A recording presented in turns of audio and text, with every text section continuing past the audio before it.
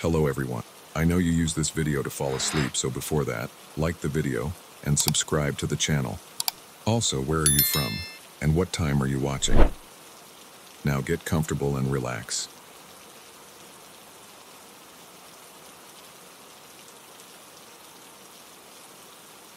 The rhythmic thud of my footsteps echoed through the empty parking lot as I made my way to my car. The frigid night air nipped at my exposed skin, urging me to hurry. I fumbled with my keys, my fingers numb from the cold, when I heard it, the sickening screech of metal giving way. My heart lurched as I watched my trusty sedan sag to one side, the tire deflating with a hiss. No, no, no, I muttered, kneeling to inspect the damage. A jagged piece of metal glinted in the dim light, firmly embedded in my tire. I let out a frustrated groan, my breath forming misty clouds in the air. Of all the nights for this to happen, it had to be when I was already running late for my sister's engagement party. I pulled out my phone, ready to call for help, only to be greeted by a black screen. Dead. Of course it was. I hadn't charged it during my double shift at the diner, too busy juggling orders and dodging handsy customers to remember. As I contemplated my options, headlights swept across the lot.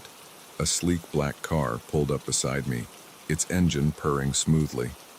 The window rolled down, revealing a man with a kind face and salt and pepper hair. "Car trouble?" he asked, his voice warm and concerned. I nodded, gesturing to my sad-looking tire. "Flat. And my phone's dead, so I can't even call for help." He smiled sympathetically. "That's rough. Look, I'm heading into town. I'd be happy to give you a lift if you need one." I hesitated. Every instinct screamed at me to decline, to wait for someone else, anyone else. But the lot was deserted, and I was already an hour late. My sister would never forgive me if I missed her big moment. "Are you sure?" I asked, biting my lip. "I don't want to inconvenience you." "Not at all," he assured me. "I'm John, by the way, and really, it's no trouble." Something in his easy manner put me at ease. Against my better judgment, I found myself smiling back. "I'm Sarah, and honestly, that would be amazing. Thank you so much." I grabbed my purse from my car, locked it, and slid into the passenger seat of John's vehicle. The interior was immaculate, smelling faintly of leather and pine. As we pulled out of the lot, I couldn't shake the feeling that I'd made a terrible mistake. "So, Sarah," John said conversationally as we merged onto the highway, "what has you out so late on a Tuesday night?" "My sister's engagement party," I explained, fidgeting with the strap of my purse. "I'm already super late because of work, and now this. She's going to kill me." John chuckled. "I'm sure she'll understand. Family usually does." As we chatted, I found myself relaxing. John was easy to talk to, asking about my job at the diner and sharing stories about his own sister. But as the minutes ticked by, I realized we should have reached town by now. John?" I asked, trying to keep the tremor out of my voice. "I think we might have missed the exit." He glanced at me, his expression unreadable in the dim light. "Oh, don't worry, I know a shortcut." A chill ran down my spine that had nothing to do with the car's air conditioning. I tried to subtly check the door, my fingers searching for the handle. There was nothing there, just smooth, featureless metal where the handle should have been. Panic flared in my chest, threatening to choke me. I forced myself to take a deep breath, to stay calm. There had to be a reasonable explanation. Maybe it was just a different model of car, one I wasn't familiar with. "Actually," I said, striving for a casual tone, "I think I'd prefer to stick to the main road. My sister's already worried, and I don't want to make her wait any longer." John's grip on the steering wheel tightened, his knuckles turning white. "Now, Sarah," he said, his voice losing its warmth. "I thought we were getting along so well. Don't ruin it by being difficult." My heart pounded so hard I was sure he could hear it. I searched desperately for a way out, but we were on a dark, deserted stretch of highway. No other cars in sight. No buildings. nowhere to run. "Please," I whispered, hating how small and scared my voice sounded. "Just let me out. I won't tell anyone, I swear." He laughed, a harsh, grating sound that made my skin crawl. "Oh, Sarah. Sweet, naive Sarah. Do you really think you're the first to make that promise? To beg and plead?" Tears stung my eyes as the full horror of my situation sank in. This wasn't some random act of kindness gone wrong. This was planned, calculated, and I had walked right into his trap. "Why are you doing this?" I asked, my voice barely audible over the hum of the engine. John's face twisted into a cruel smile. "Because I can," he said simply.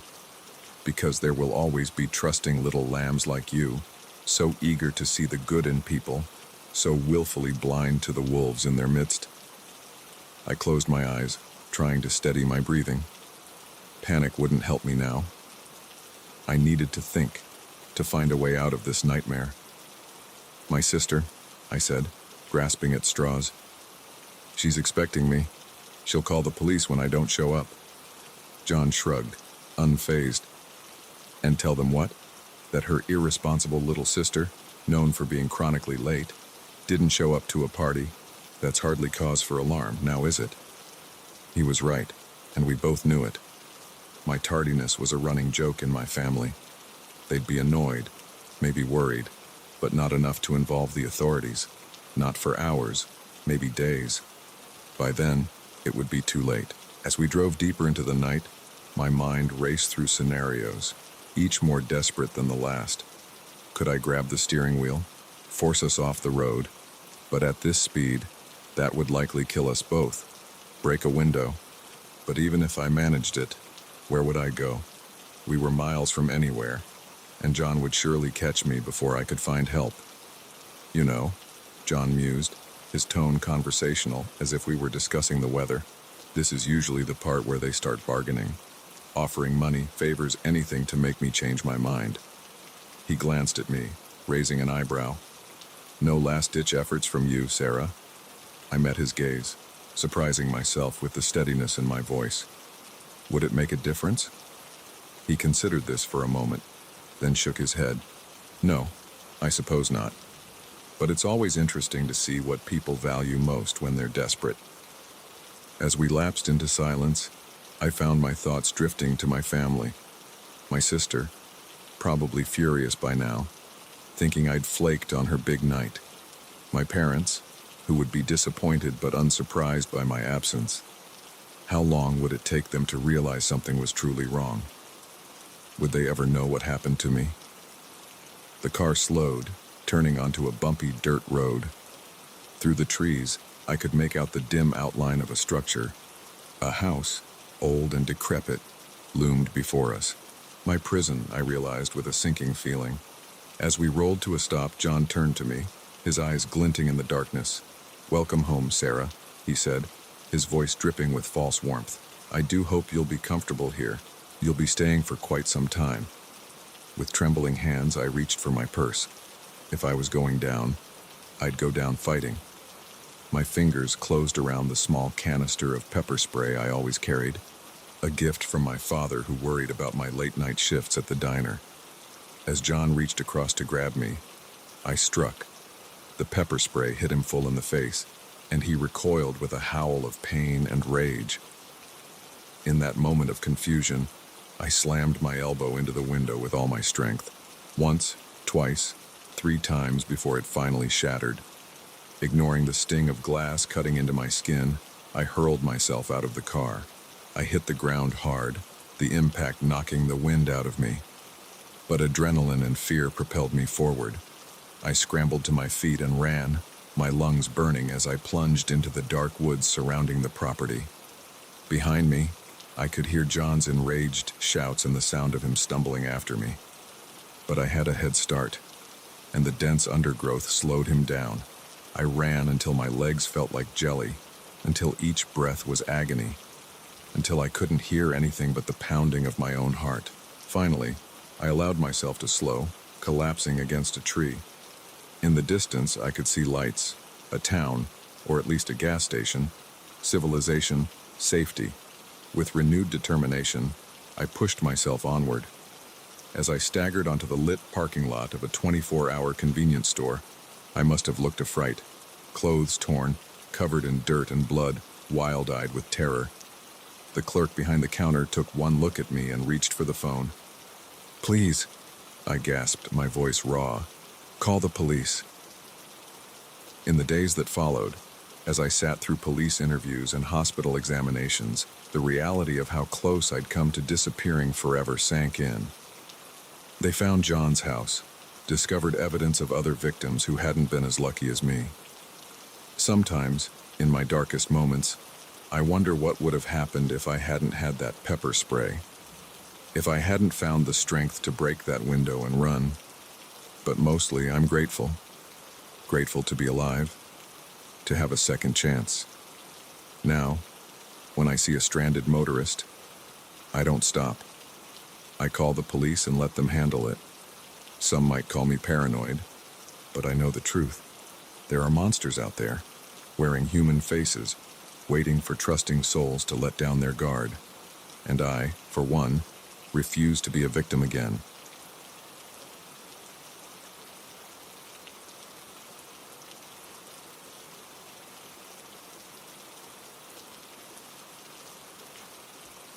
The old Victorian loomed before me, its weathered facade a silent testament to decades past.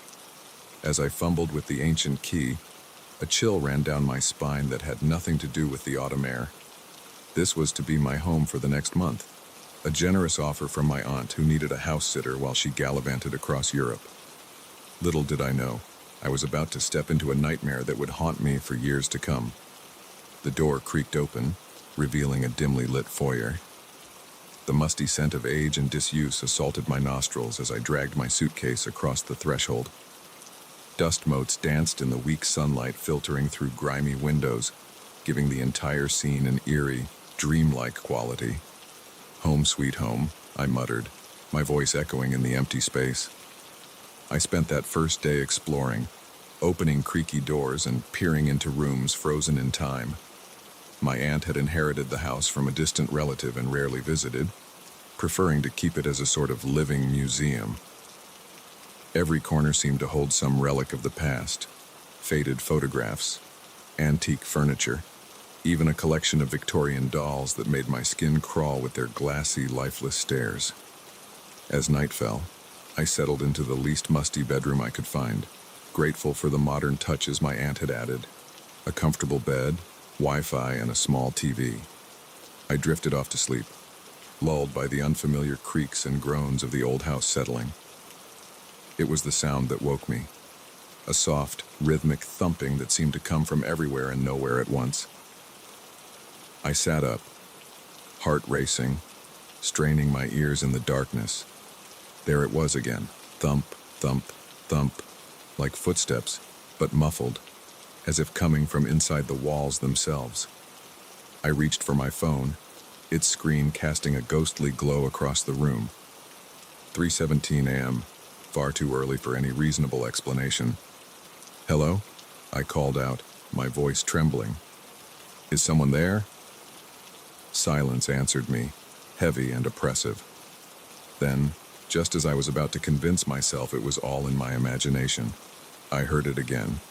Clearer this time, deliberate, coming from directly above me.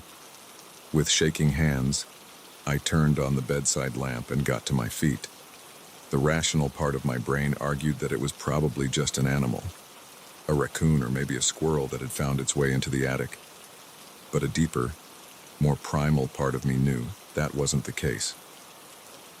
I crept out into the hallway, every shadow seeming to loom and shift in the dim light. The thumping had stopped, but now I could hear something else. A faint, barely audible whisper, like someone muttering to themselves just on the edge of hearing. At the end of the hall stood a door I hadn't noticed before. It was slightly ajar, revealing a narrow staircase leading up into darkness, the attic. As I watched, paralyzed with fear, the door slowly began to open wider, as if pushed by an unseen hand. I ran, back to my room, slamming the door behind me and wedging a chair under the handle. I spent the rest of the night huddled under the covers, jumping at every creak and groan of the house, convinced that at any moment, something would come bursting through the door. When morning finally came, I felt foolish. In the harsh light of day, my fears seemed childish and overblown. I decided to investigate the attic, determined to prove to myself that there was a perfectly rational explanation for the night's events. The attic door stood closed, showing no signs of the eerie movement I'd witnessed. I took a deep breath and pushed it open, wincing at the loud creak of rusty hinges. The stairs beyond were thick with dust, undisturbed save for a few small animal tracks. See? I told myself. Just a critter after all. But as I climbed the stairs, that certainty began to waver. The attic was a cluttered maze of forgotten treasures and discarded junk, illuminated by weak sunlight streaming through a grimy window. And there, in the far corner, stood something that made my blood run cold. A rocking chair, old and weathered, its wood darkened with age, and perched upon it, staring at me with glassy eyes, was a doll.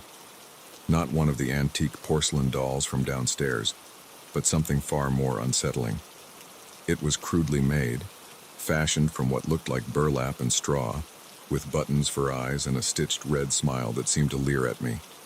I approached it cautiously, my heart pounding in my chest. As I drew closer, I noticed something clutched in its crude straw hands. A book, its leather cover cracked and peeling with age. With trembling fingers, I pried the book from the doll's grasp. It fell open, revealing yellowed pages covered in spidery handwriting. A diary, I realized, dated 1897. I began to read, my eyes widening with each passage. The diary belonged to a young woman named Elizabeth, the daughter of the house's original owners. Her entries started innocently enough, chronicling the mundane details of her daily life. But as I flipped through the pages, a darker narrative emerged. Elizabeth wrote of strange noises in the night, of whispers and footsteps when the house should have been empty. She spoke of a presence that watched her, that followed her from room to room. And then, most chillingly, she began to write of a figure she saw in her dreams, a man with hollow eyes and a stitched red smile. The final entry, dated just days before Elizabeth's mysterious disappearance, according to a yellowed newspaper clipping tucked into the back of the book, read simply, "He's here. God help me. He's real. And he's here." I dropped the book, my hands shaking uncontrollably. This had to be some kind of sick joke, a story concocted by my aunt or the previous owners to scare gullible house-sitters. But as I turned to leave, my foot caught on something hidden beneath years of dust and cobwebs. A floorboard shifted, revealing a small space beneath. And there, nestled in the darkness, was a bundle of cloth. My heart in my throat, I reached down and pulled it out. It was a dress, faded and yellowed with age, but unmistakably a woman's dress from the late 1800s. And on it, dark stains that could only be blood.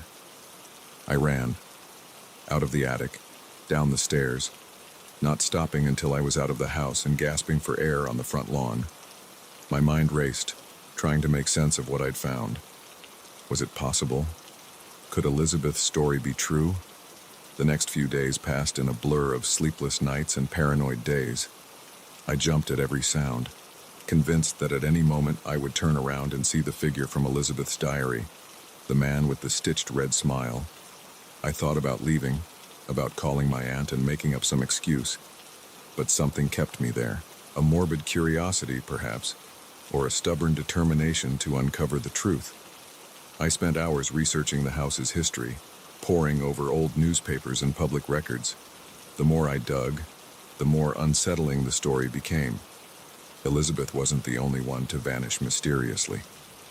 Over the decades, there had been others, always young women, always alone in the house. And then, on my 5th night in the house, it happened. I woke to the sound of footsteps, louder and more deliberate than before. They were coming up the stairs, heading straight for my room. I lay frozen in terror, watching as the doorknob slowly began to turn. The chair I had wedged against it shuddered, then toppled with a crash.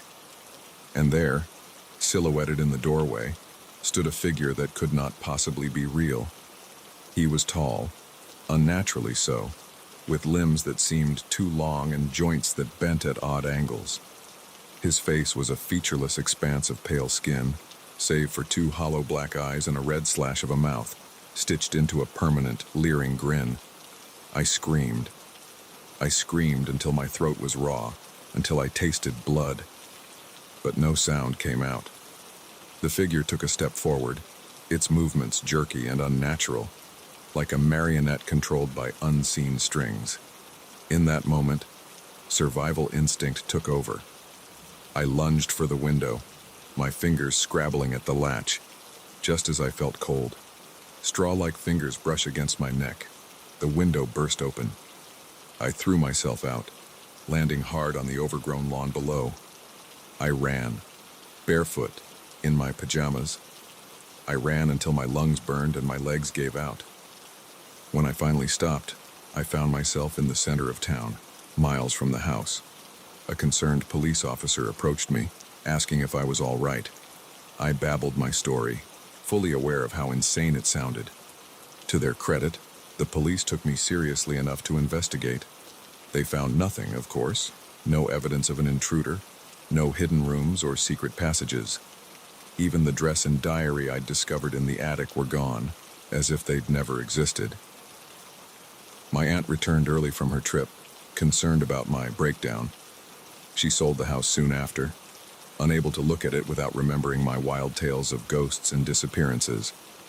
Years have passed, and I've tried to convince myself that it was all a vivid nightmare, a product of an overactive imagination and too many late-night horror movies.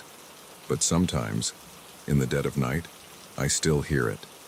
The soft thump of footsteps inside the walls, the whisper of straw-like fingers reaching for me in the dark. And I know, with a certainty that chills me to my core, that somewhere out there, in that old Victorian house, he's still waiting. The man with the stitched red smile, waiting for the next unsuspecting soul to cross his threshold.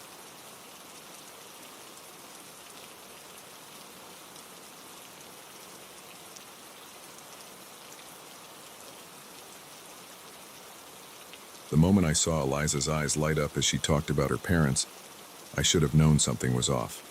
We'd been dating for 6 months, and this was the first time she'd mentioned them with anything other than a dismissive wave of her hand. But love, as they say, is blind, and I was about to walk straight into the darkness. "They're going to adore you, Jack," Eliza gushed, her fingers intertwining with mine as we sped down the highway. The countryside blurred past, an endless sea of green giving way to more remote, rugged terrain. "Mom's been pestering me for weeks to bring you home." I smiled, trying to ignore the knot of anxiety in my stomach. Meeting the parents was always nerve-wracking, but something about this felt different. Maybe it was the way Eliza's grip on the steering wheel tightened every time I asked about her childhood, or the fact that we were driving 3 hours into the middle of nowhere for a simple dinner. As we turned onto a narrow dirt road, the trees seemed to close in around us, branches scraping against the car like grasping fingers. The shadows lengthened, despite it being mid-afternoon. "Almost there," Eliza chirped, an edge of excitement in her voice that I'd never heard before. The road opened up to reveal a sprawling farmhouse, its white paint peeling to reveal weathered wood beneath. A group of people stood on the porch, their faces breaking into wide smiles as we pulled up. "Welcome home, sweetheart." A woman who could only be Eliza's mother enveloped her in a crushing hug. Her eyes, when they turned to me, were sharp and assessing. "And you must be Jack. We've heard so much about you." I shook hands, exchanged pleasantries, all the while feeling like a specimen under a microscope. There was something off about their smiles. Too wide, too fixed. And why were there so many of them? Eliza had only ever mentioned her parents, but here were at least a dozen people, all claiming to be aunts, uncles, cousins. As we were ushered inside, I caught snippets of conversation that made little sense. "Is everything prepared for tonight?" "The circle is ready. We just need..." They fell silent as I passed, those unnerving smiles snapping back into place. Dinner was a lavish affair, the table groaning under the weight of dishes I'd never seen before. Strange herbs and spices tickled my nose, making my head swim. Or was that the wine? I couldn't remember drinking much, but my glass seemed to refill itself when I wasn't looking. "So, Jack?" Eliza's father leaned in, his eyes glittering in the candlelight. "What are your intentions with our Eliza?" The question was normal enough, but there was a weight to it that made me pause. The room had gone silent, all eyes fixed on me. I stammered, my tongue feeling thick in my mouth. "I love her, sir. I want to build a life with her." A ripple of something passed through the room. Approval? Relief? I couldn't quite place it. "Excellent," he beamed, raising his glass. "To Jack and Eliza." The toast was echoed around the table, but I couldn't shake the feeling that I'd just passed some sort of test, and I wasn't sure I wanted to know what would have happened if I'd failed. As the night wore on, my unease grew. The conversation flowed around me, peppered with words and phrases I didn't understand, references to the old ways and the coming alignment. Whenever I tried to ask Eliza about it, she'd squeeze my hand and change the subject. Finally, as the moon rose high in the sky, Eliza's mother stood. "It's time," she announced, her voice ringing with an authority that silenced the room. Eliza beamed at me, taking my hand. "Come on, Jack. There's something I want to show you." We filed out of the house, the entire family moving with a purpose that sent chills down my spine. They led us to a clearing in the woods behind the house, where a bonfire roared to life with unnatural speed. And there, carved into the earth, was a circle. Intricate symbols I'd never seen before lined its edges, seeming to pulse with an inner light. "What is this?" I asked, my voice barely a whisper. Eliza turned to me, her eyes shining with a fervor that terrified me. "This is who we are, Jack, who you're going to be." It hit me then, with a clarity that cut through the fog in my brain. The isolation, the strange conversations, the way they'd all been watching me, assessing me. This wasn't a family, it was a cult.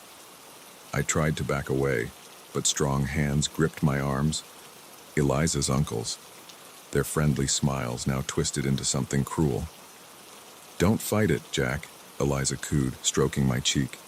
"This is a gift. You're being chosen." "Chosen for what?" I managed to choke out as they dragged me towards the circle. Her father stepped forward, a curved knife glinting in his hand. "To join us, of course. To become one with the old ones. To transcend your mortal flesh and embrace eternity." I struggled, panic lending me strength. But it was useless.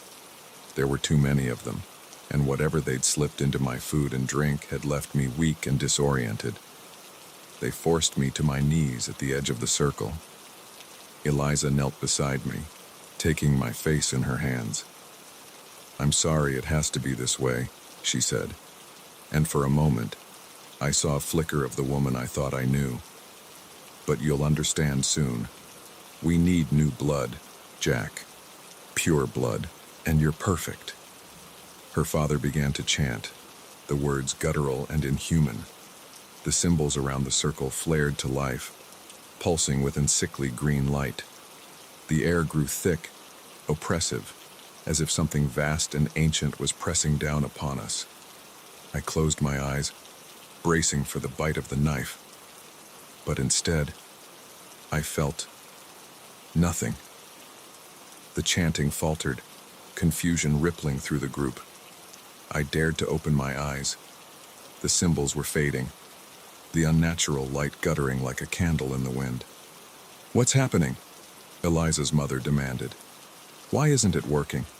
Her father's face was a mask of rage and disbelief. "The blood," he snarled, rounding on me. "It's not pure. He's tainted." Eliza recoiled from me as if I'd burned her. "What does that mean? Jack, what aren't you telling us?" In that moment, hysterical laughter bubbled up inside me, Of all the things that could have saved me, it was this. I'm on blood thinners, I gasped out between fits of laughter. Have been since I was a teenager. Guess your old ones don't like their sacrifices premedicated, huh? The look of utter bewilderment on their faces was almost comical. Here they were, this ancient cult with their eldritch rituals, thwarted by modern medicine. In the confusion that followed, I managed to break free. I ran, crashing through the underbrush, branches whipping at my face. Behind me, I could hear shouts of anger and frustration, but they faded as I put distance between us. I didn't stop running until I reached the main road, my lungs burning and my legs trembling. A passing trucker took pity on me, giving me a ride to the nearest town where I immediately went to the police. They didn't believe me, of course. By the time they went to investigate, the farmhouse was deserted. No trace of the cult, or Eliza, or the nightmare I'd endured. Sometimes, late at night, I still wake up in a cold sweat, convinced I can hear chanting on the wind. I've moved cities, changed my name, done everything I can to disappear. But I know they're out there, waiting, watching, and I know that someday they'll find another lonely soul to lure into their web, someone whose blood is pure enough for their twisted rituals. I can only hope that when that day comes, fate will intervene again. That something as simple as a daily aspirin might be enough to save a life and thwart the plans of beings older than time itself. Because in this world of ancient horrors and eldritch abominations, sometimes our greatest protection is the very thing that makes us human. Our fragility, our imperfection, our wonderfully, blessedly impure blood.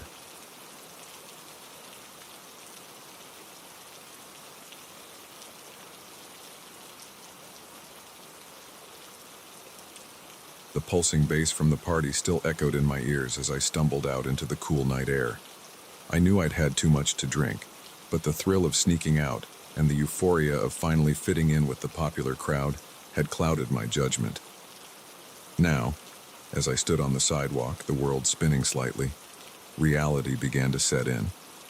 I was miles from home, way past curfew, and in no state to make it back on my own. That's when I saw him, leaning against a sleek black car, a cigarette dangling from his lips. He looked older, maybe early 20s, with a jawline that could cut glass and eyes that seemed to see right through me. I'd noticed him inside, watching me from across the room, but I'd been too caught up in the excitement to pay much attention. "Need a ride, sweetheart?" he called out, his voice smooth as honey. Every instinct screamed at me to say no, to call a cab or a friend, anything but accept a ride from a stranger. But the alcohol in my system muffled those warnings, replacing them with a false sense of security. "That would be amazing," I heard myself say, the words slurring slightly. "I'm Jess." He smiled, stubbing out his cigarette under his boot. "Matt, hop in." As I slid into the passenger seat, the leather cool against my bare legs, I felt a twinge of unease, but I pushed it aside, focusing instead on giving Matt directions to my house. We pulled away from the curb, the streets of my hometown blurring past the window. At first, the ride was silent, save for the low hum of the radio. Then Matt spoke, his voice casual, but with an undercurrent I couldn't quite place. "So, Jess, you go to parties like that often?" I shook my head, a little too vigorously.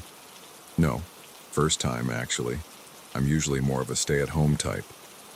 "Ah," he nodded, a small smile playing at the corners of his mouth. "A good girl, then. Trying something new?" The way he said, "good girl," made me squirm in my seat.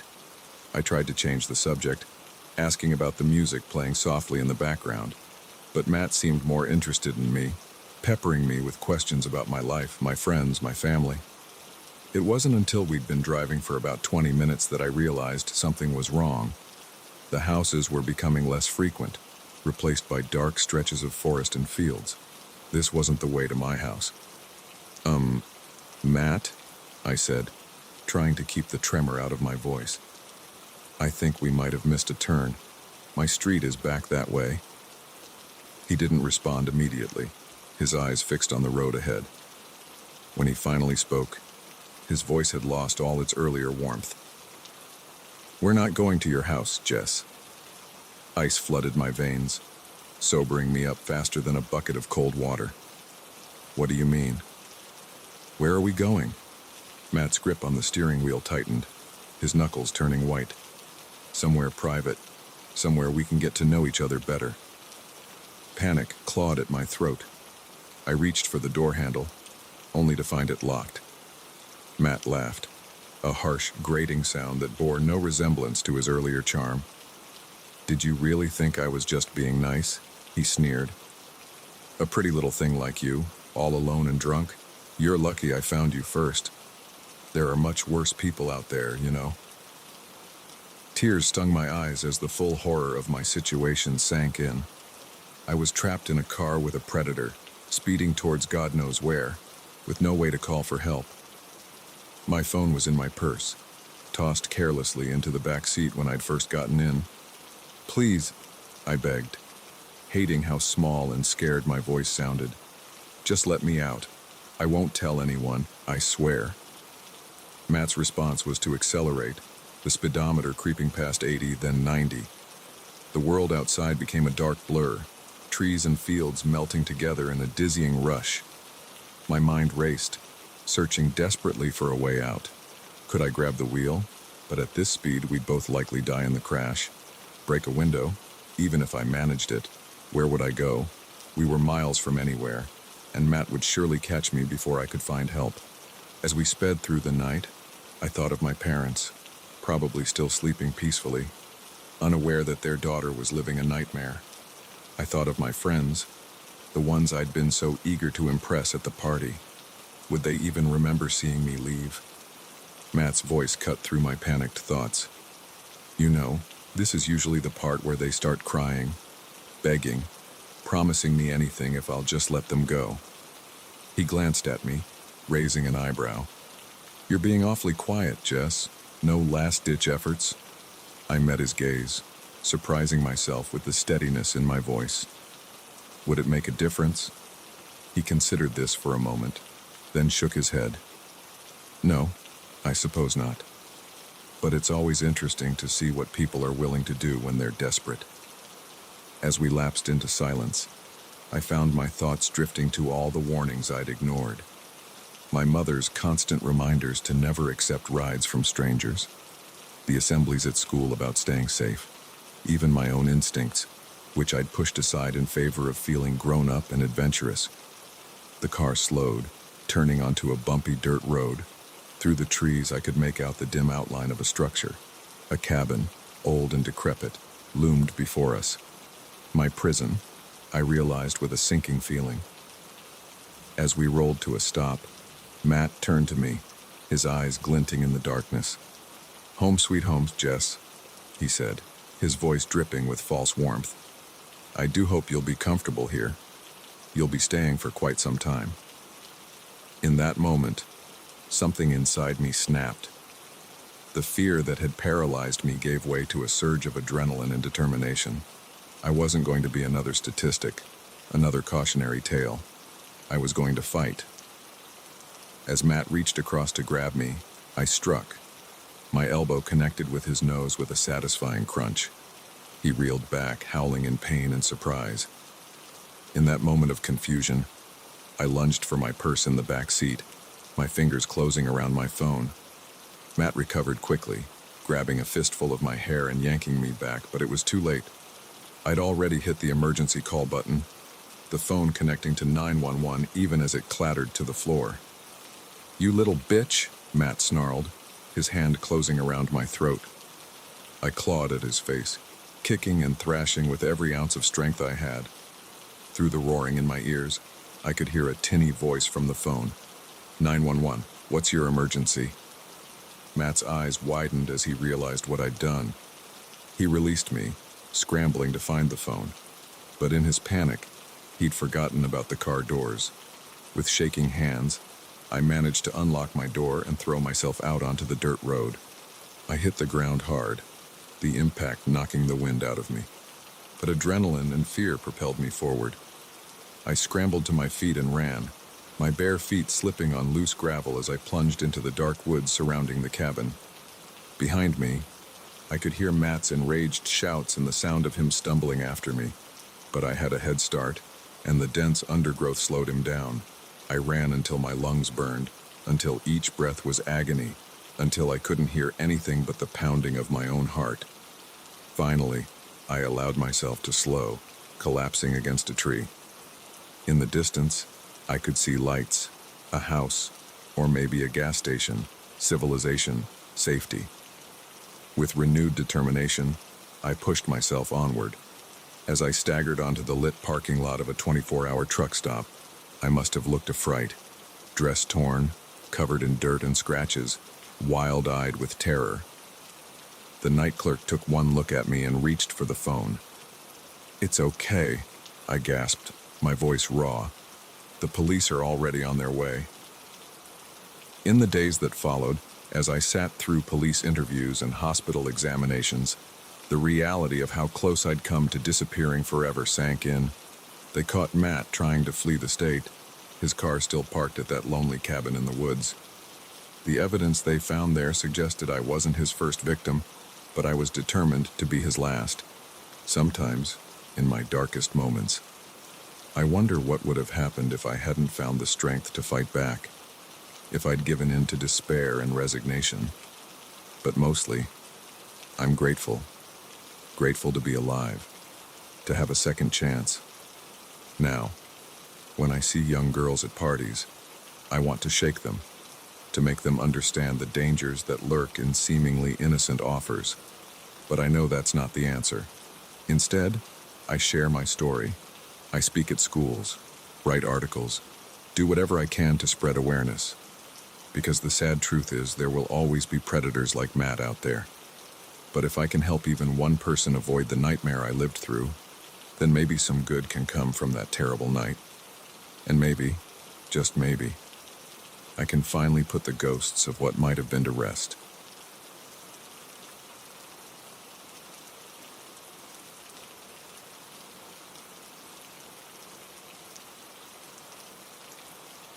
The first time I saw him, I thought it was just a coincidence. A tall man with a shock of red hair, standing by the frozen foods in the grocery store. Our eyes met for a brief moment, and I felt a chill that had nothing to do with the open freezer beside me. I shrugged it off, grabbed my ice cream, and went about my day. But then I saw him again, and again, and again. It started small at first. I'd catch glimpses of him across the street as I walked to work. He'd be there in the background of a crowded coffee shop, his eyes always finding mine no matter how hard I tried to avoid his gaze. At the gym, I'd see him reflected in the mirrors, always a few machines behind me, never approaching but never quite far enough away to ease the knot of anxiety in my stomach. I tried to rationalize it. Maybe we just had similar schedules. Maybe he lived in my neighborhood. But as the days turned into weeks, the sightings became more frequent, more deliberate. He was no longer content to lurk in the background.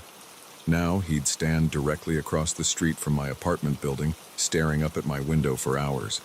I'd see him outside my office while I'm pretending to read a newspaper, but his eyes never leaving the front door. The worst part was, nobody else seemed to notice him. When I pointed him out to friends or coworkers, they'd squint in the direction I was indicating, then shrug and say they didn't see anyone matching my description. Was I going crazy? Had the stress of my new job finally gotten to me? But I knew what I was seeing. The man was real, and he was everywhere. One night, after a particularly stressful day of feeling his eyes on me everywhere I went, I decided I'd had enough. I marched across the street to where he stood, his tall frame illuminated by a streetlight. "Who are you?" I demanded, my voice shaking despite my attempts to sound brave. "Why are you following me?" He smiled, a slow, unsettling curve of his lips that made my skin crawl. "You know who I am, Sarah," he said, his voice low and oddly familiar. "You've always known." I stumbled backward, my heart pounding. How did he know my name? And why did his voice sound like it was coming from inside my own head? Before I could respond, a car horn blared, startling me. I turned towards the sound, and when I looked back, the man was gone. Vanished, as if he'd never been there at all.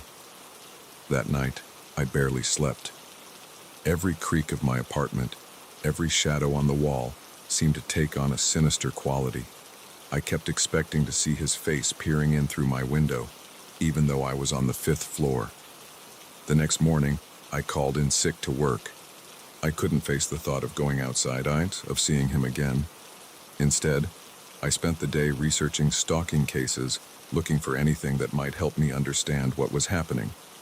As I scrolled through forums and articles, a chill ran down my spine. So many of these stories sounded like mine. Women who saw the same man everywhere they went, who felt constantly watched, constantly afraid. And in almost every case, the police couldn't help. There was never enough evidence, never any proof that the stalker was real. I was about to close my laptop in frustration when a message popped up. An email from an address I didn't recognize.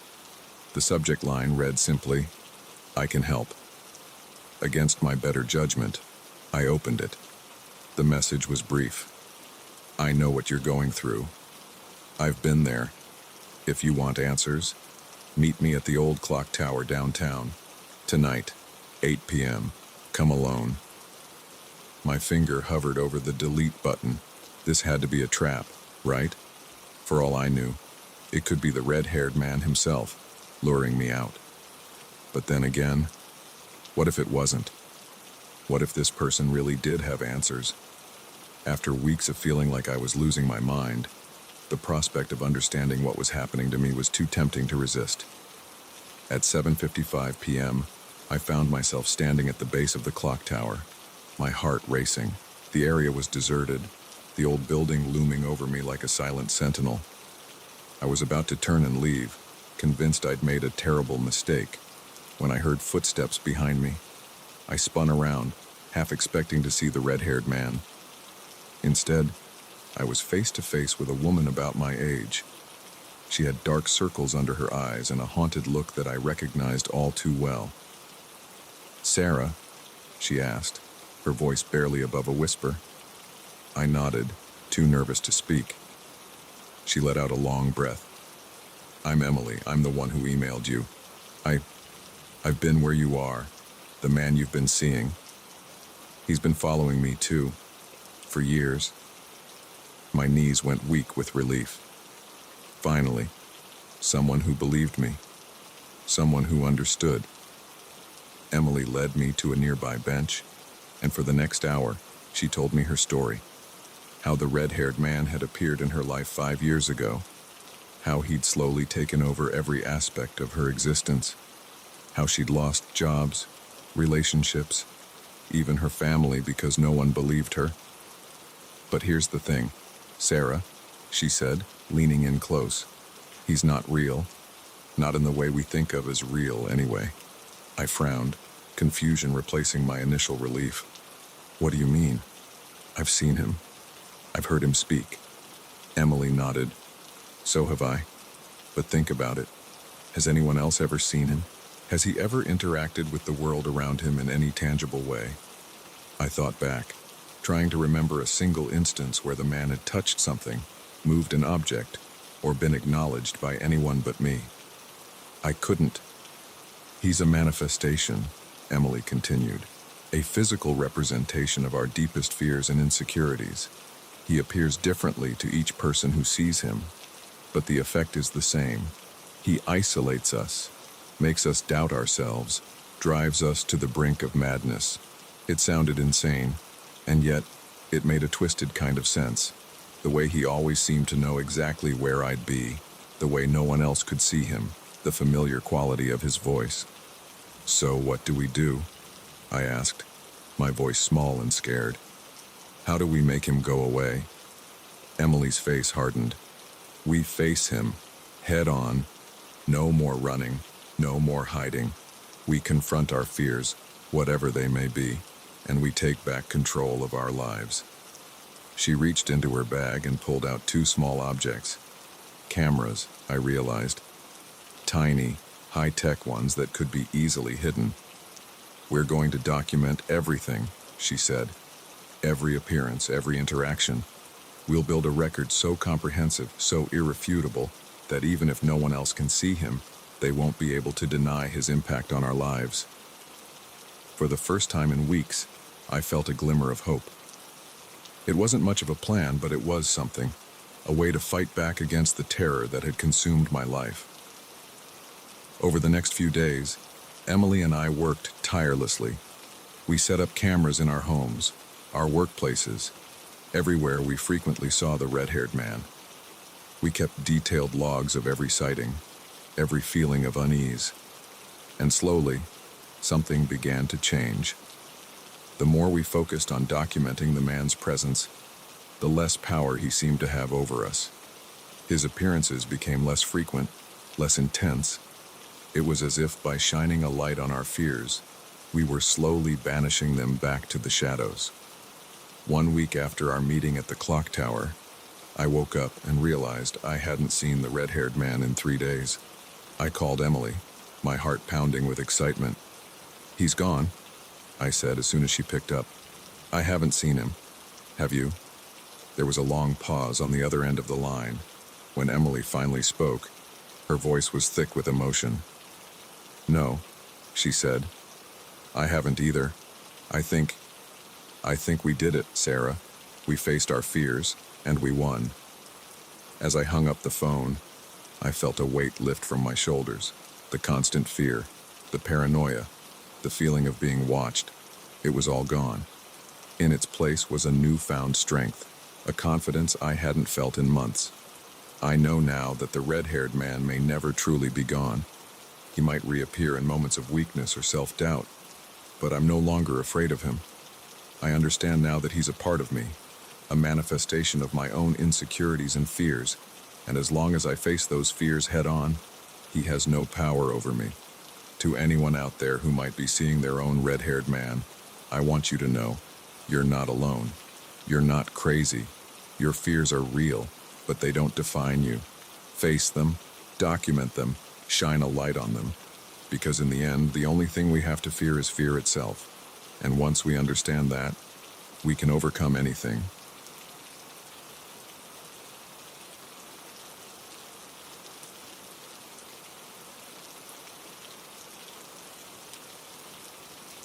The first time I heard Timmy talking to his friend in the closet, I thought it was adorable.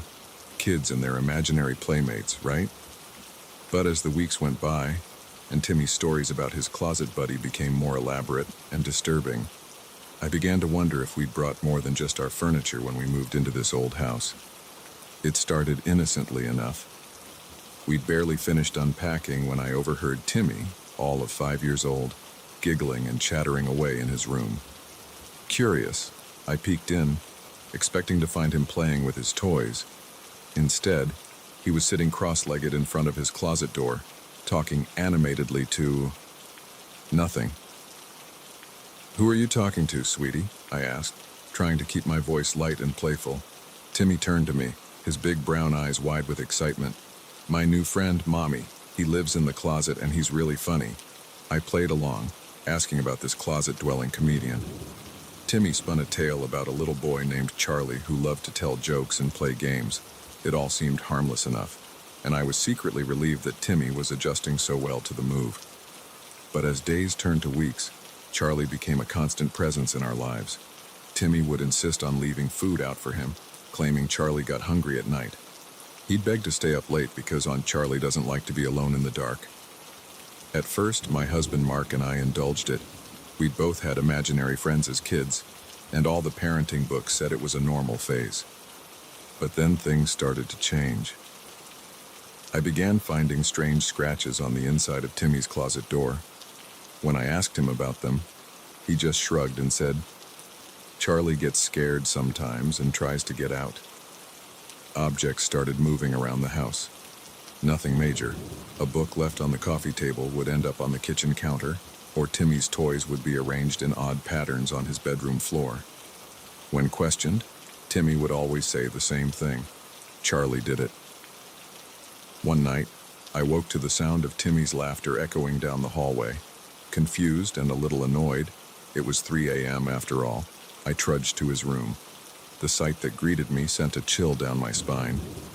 Timmy was sitting on his bed, giggling and clapping his hands. But it wasn't his behavior that frightened me. It was the closet door. It was opening and closing, slowly but steadily, with no visible means of movement. "Timmy," I whispered, my voice shaking. "What's going on?" He turned to me, his face lit up with joy. "Charlie's playing peekaboo. Mommy, isn't it funny?" I snatched Timmy up and ran from the room, slamming the door behind us. Mark found us huddled in the living room, Timmy confused and me in tears. When I told him what I'd seen, he was skeptical but concerned. We agreed to keep a closer eye on things. The next day, Mark installed a nanny cam in Timmy's room, hidden in a stuffed animal.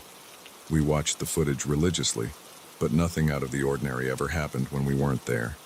The closet door remained stubbornly still. As weeks passed, Timmy's stories about Charlie grew darker. He talked about Charlie being sad because his parents were mean to him, about Charlie showing him tricks that sounded suspiciously like ways to hurt people or start fires. When we tried to discourage the friendship, Timmy became uncharacteristically angry. "Charlie says you're trying to keep us apart," he shouted during one particularly bad tantrum. "He says if you don't stop, he'll have to hurt you." That was the last straw.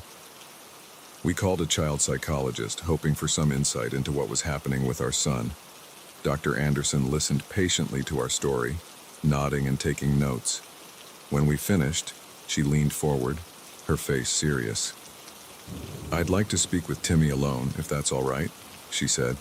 "Sometimes children find it easier to open up without their parents present." We agreed, albeit reluctantly. For an hour, we paced the waiting room, imagining all sorts of horrible scenarios. When Dr. Anderson finally called us back in and her expression was grave. "Timmy is a very imaginative child," she began, choosing her words carefully. "But I'm concerned about the nature of this particular friend, the level of detail in his stories, the violent themes. It's not typical for a child his age." She recommended a series of sessions for Timmy and suggested we consider blessing the house, just to cover all our bases. "I'm not saying I believe in the supernatural," she added quickly, "but sometimes these rituals can provide a sense of closure and security, especially for children."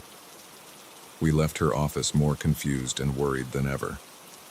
That night, after tucking Timmy in and checking the closet thoroughly, Mark and I had a long talk.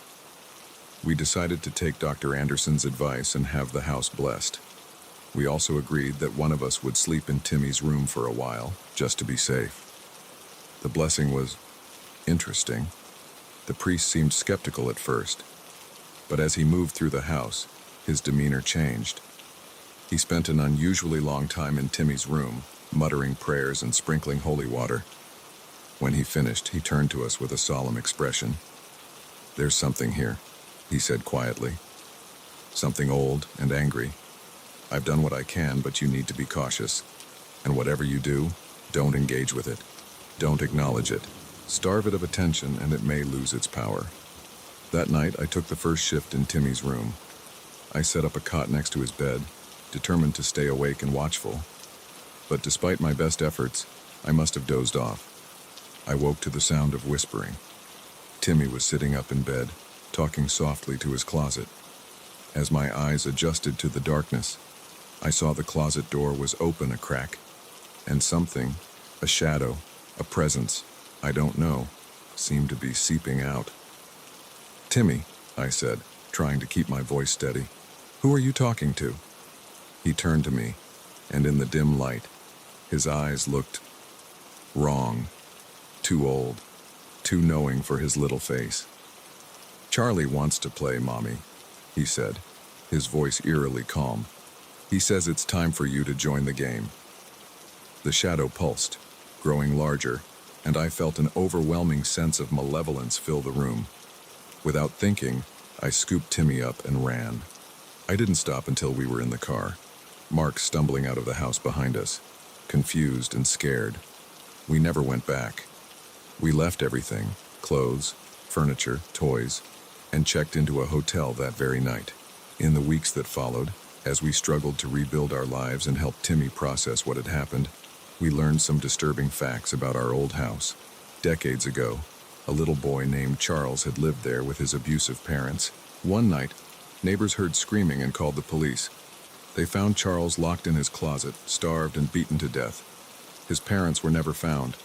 Sometimes, late at night, I still wake up in a cold sweat, convinced I can hear whispers coming from the dark corners of our new home.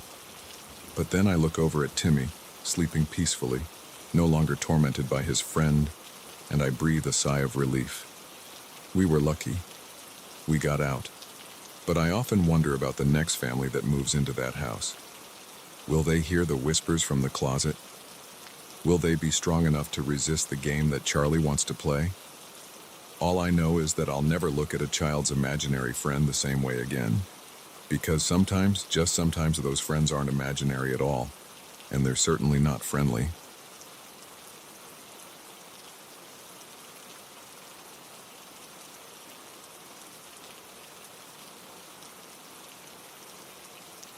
The moment I stepped into the Wilsons' house, I knew something was off.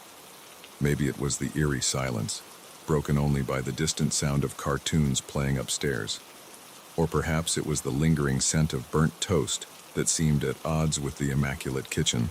Whatever it was, I couldn't shake the feeling that I was walking into something I wasn't prepared for. "Thanks for coming on such short notice, Jess," Mrs. Wilson had said over the phone just an hour earlier. "Tom and I have an emergency work thing, and we really need someone to watch Lily for the night." I'd babysat for the Wilsons dozens of times before. Lily was a sweet kid, if a bit quiet, and the pay was good. Plus, at 17, I was always happy for an excuse to get out of my own house for a while. But something about Mrs. Wilson's voice had seemed strained, almost desperate. Now, as I stood in their empty living room, that desperation made a lot more sense. "Hello?" I called out, my voice echoing slightly in the silent house. "Lily? Mr. and Mrs. Wilson?" No answer, just the faint sound of SpongeBob's laugh drifting down from upstairs. I climbed the stairs slowly, my hand trailing along the banister. Family photos lined the wall, Lily's gap-toothed grin in school pictures, vacation snapshots of the Wilsons on the beach. Normal, happy stuff. So why did looking at them make my skin crawl? Lily's bedroom door was ajar, blue light from her TV flickering across the hallway carpet. I knocked gently. "Lily, it's Jess. I'm here to babysit." Still no answer. I pushed the door open wider, peering inside. The room was empty. The TV was on, all right, but Lily was nowhere to be seen. Her bed was neatly made, stuffed animals arranged in a perfect row against the headboard. Nothing seemed out of place, and yet, a chill ran down my spine as I noticed something on Lily's nightstand. A piece of paper folded neatly in half. With trembling fingers, I picked it up and unfolded it. In Lily's childish scrawl, it read, "Mommy and Daddy had to go away for a while. They said Jess would take care of me, but I'm scared. The man in the closet says he'll protect me." My blood ran cold. The man in the closet? What the hell was going on? I whirled around, half expecting to see someone, or something, lurking in the shadows. But the room remained empty and still. That's when my phone buzzed in my pocket, making me jump. A text from an unknown number. "Having fun yet, Jess? The game is just beginning. Don't bother trying to leave. Lily needs you." My heart pounding. I tried to call Mrs. Wilson, straight to voicemail. Mr. Wilson, too. Even the emergency contact number they'd left me went unanswered. I was alone in this house, with a missing child and a cryptic threatening text. Every instinct screamed at me to run, to get out and call the police. But what if Lily really was in danger? What if leaving meant abandoning her to whatever sick game this was? Taking a deep breath, I decided to search the rest of the house. Maybe there was a clue, something to explain what was happening. The master bedroom was untouched. Bed still made as if no one had slept in it. The guest room was similarly pristine. It wasn't until I reached the study that I found something amiss. The desk was a mess of scattered papers and overturned picture frames. A laptop sat open, its screen dark. As I approached, it suddenly flickered to life, revealing a video feed. My heart nearly stopped. It was Lily. She was huddled in what looked like a small, dark space, a closet maybe, hugging her knees to her chest. She wasn't crying, but her eyes were wide with fear. "Oh my God," I whispered, reaching for the laptop. "Lily, can you hear me?" But it wasn't a live feed. The timestamp in the corner showed it was recorded hours ago. I watched helplessly as Lily looked up, apparently responding to something off camera. Her lips moved, but there was no sound. Suddenly, a hand entered the frame, an adult's hand, reaching for Lily. She didn't resist as it pulled her out of view, the video cutting to black a moment later. I stumbled back, my mind reeling. This had to be some kind of sick joke, right? A prank gone too far. My phone buzzed again. Another text. "Poor Lily. So trusting. So alone. Just like you, Jess. TikTok. Find her before it's too late." Panic clawed at my throat. This was real. Lily was in danger, and for some reason, I was being dragged into it. I ran back to Lily's room, determined to find some clue I'd missed. As I burst through the door, my eyes fell on the closet. "The man in the closet," Lily had written. With shaking hands, I reached for the doorknob. The closet was empty. Of course it was. What had I expected? But as I turned to leave, something caught my eye. A small red light, blinking steadily in the back corner of the closet. I pushed aside hanging clothes and stuffed animals, revealing a small camera. It was aimed directly at where I was standing, its red eye watching me impassively. "What the hell?" I muttered, reaching for it. The moment my fingers touched the camera, every light in the house went out. I stumbled back, heart racing, as darkness engulfed me. Then, from downstairs, came the sound of footsteps. Heavy, deliberate footsteps, slowly climbing the stairs. I froze, terror paralyzing me. This couldn't be happening. It had to be a nightmare. But the footsteps kept coming, closer and closer. In the pitch black, I fumbled for my phone. The screen's light was blinding, but I managed to open the flashlight app. The beam cut through the darkness, illuminating the empty doorway. The footsteps had stopped. "Hello?" I called out, hating how my voice trembled. "Who's there?" Silence. Then, a soft giggle. A child's giggle. Lily's giggle. It came from behind me. I spun around, the flashlight beam swinging wildly. For a split second, I caught a glimpse of a small figure darting into the closet.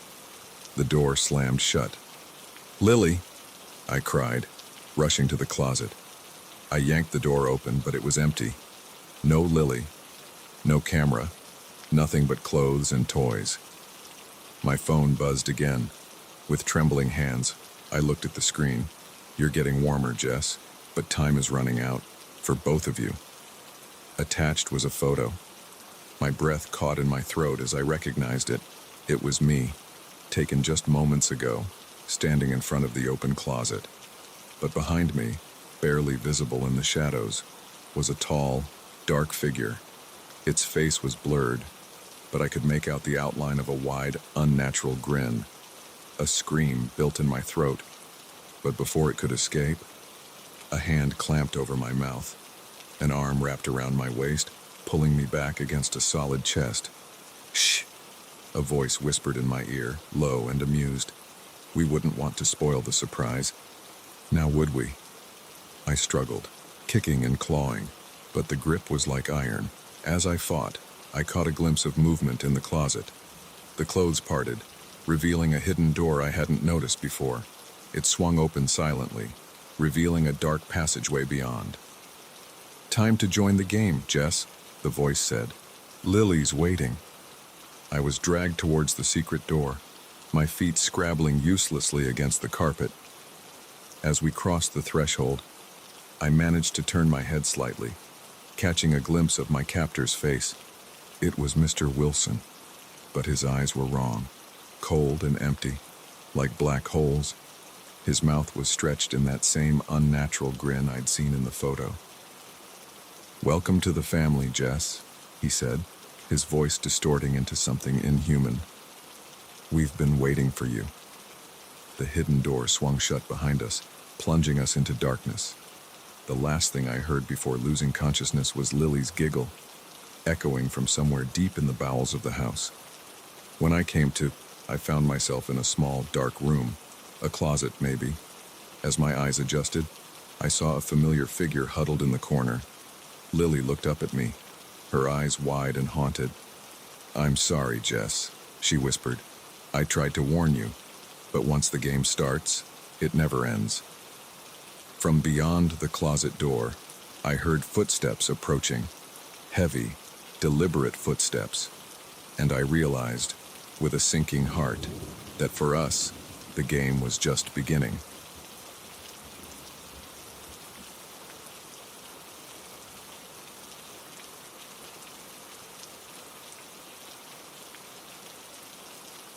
The knock on my door came at 2:37 a.m. I remember the time precisely because I'd been staring at my alarm clock for hours, unable to sleep. The sound jolted me out of my restless thoughts, my heart leaping into my throat. Who could it be at this ungodly hour? I hesitated, debating whether to answer or pretend I wasn't home. But then I heard his voice, muffled through the door but unmistakable. "Megan, it's me. Please, I need to talk to you." Jake, my ex-boyfriend, the man I'd spent the last 6 months trying to forget. Against my better judgment, I got up and padded to the door. I didn't open it, not yet.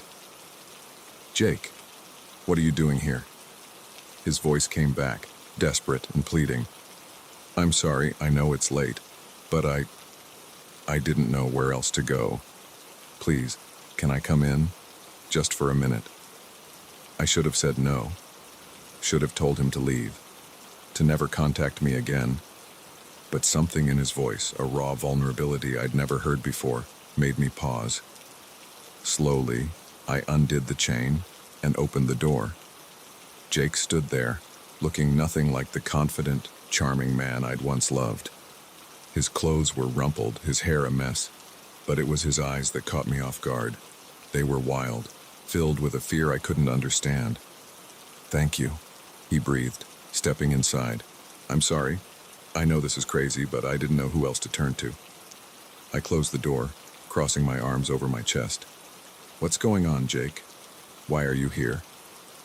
He ran a hand through his hair, pacing my small living room. "You're going to think I'm insane. Hell, I think I'm insane. But I swear, Megan, it's true. All of it." "All of what?" I asked, a knot of unease forming in my stomach. Jake took a deep breath, then looked me straight in the eye. "I think someone's trying to kill me, and I think it might be my wife." The words hit me like a physical blow. His wife, the woman he'd left me for, the reason our 3-year relationship had crumbled into dust. I'd never met her, never even seen a picture. Jake had been careful to keep that part of his life separate, even as he'd torn mine apart. "Your wife," I repeated, my voice flat. "The one you told me you were leaving me for because she was your soulmate. That wife." Jake winced. "I deserve that. I deserve worse. I know. But please, Megan, you have to believe me. Strange things have been happening. Accidents that aren't really accidents. I think she's trying to make it look like I'm going crazy, but I swear I'm not." Part of me wanted to throw him out, to tell him his marital problems weren't my concern anymore. But another part, the part that had loved him, that maybe still did, despite everything, couldn't ignore the genuine terror in his eyes. "Sit down," I said with a sigh. "Start from the beginning." For the next hour, Jake spun a tale that sounded like something out of a psychological thriller. It had started small, he said. Things going missing, only to turn up in strange places. the brakes on his car mysteriously failing, food that tasted off, leaving him violently ill. At first, I thought I was just being paranoid, Jake said, his hands shaking slightly as he clutched a mug of coffee I'd made him. But then I found this. He pulled out his phone, scrolling through it before handing it to me. On the screen was a blurry photo of what looked like a notebook. The handwriting was messy, but I could make out a list of dates and times, along with cryptic notes like brake lines, second attempt, and increased dosage, build tolerance. I found it in her desk drawer, Jake explained. When I confronted her about it, she laughed it off, said it was research for a novel she was writing, but the dates, Megan, they match up perfectly with all the accidents I've been having. I handed the phone back, my mind reeling.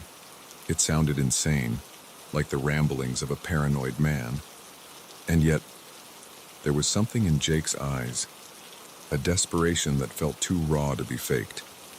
"Have you gone to the police?" I asked. Jake shook his head. "With what proof? A blurry photo of a notebook?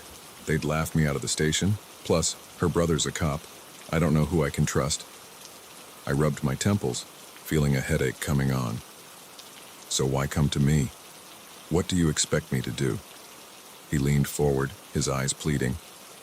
"I need a place to stay, just for a few days, somewhere she won't think to look. I need time to gather evidence, to figure out what to do next. Please, Megan, I know I have no right to ask, but you're the only person I trust."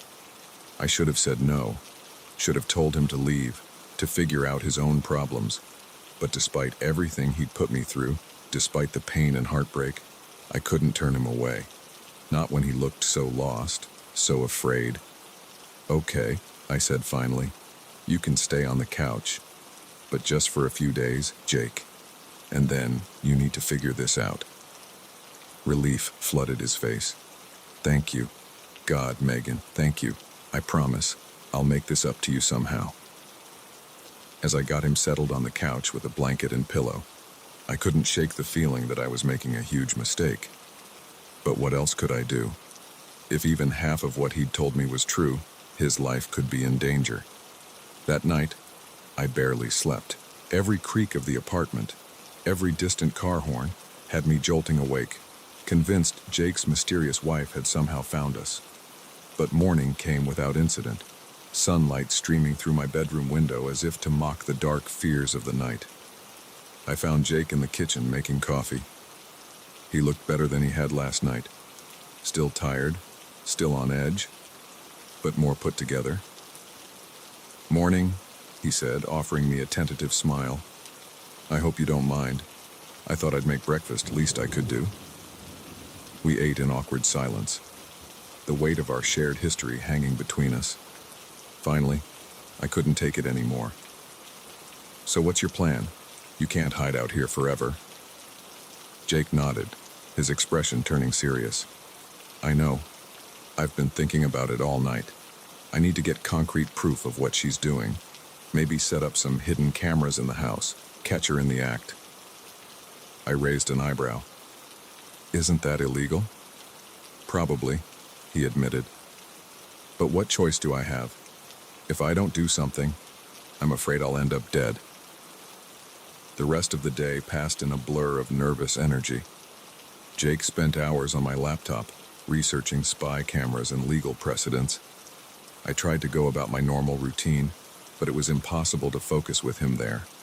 A constant reminder of what I'd lost and what I was risking by helping him. As night fell, Jake grew more agitated. He paced the living room, checking his phone obsessively. "She's going to realize I'm gone soon," he muttered. "If she hasn't already.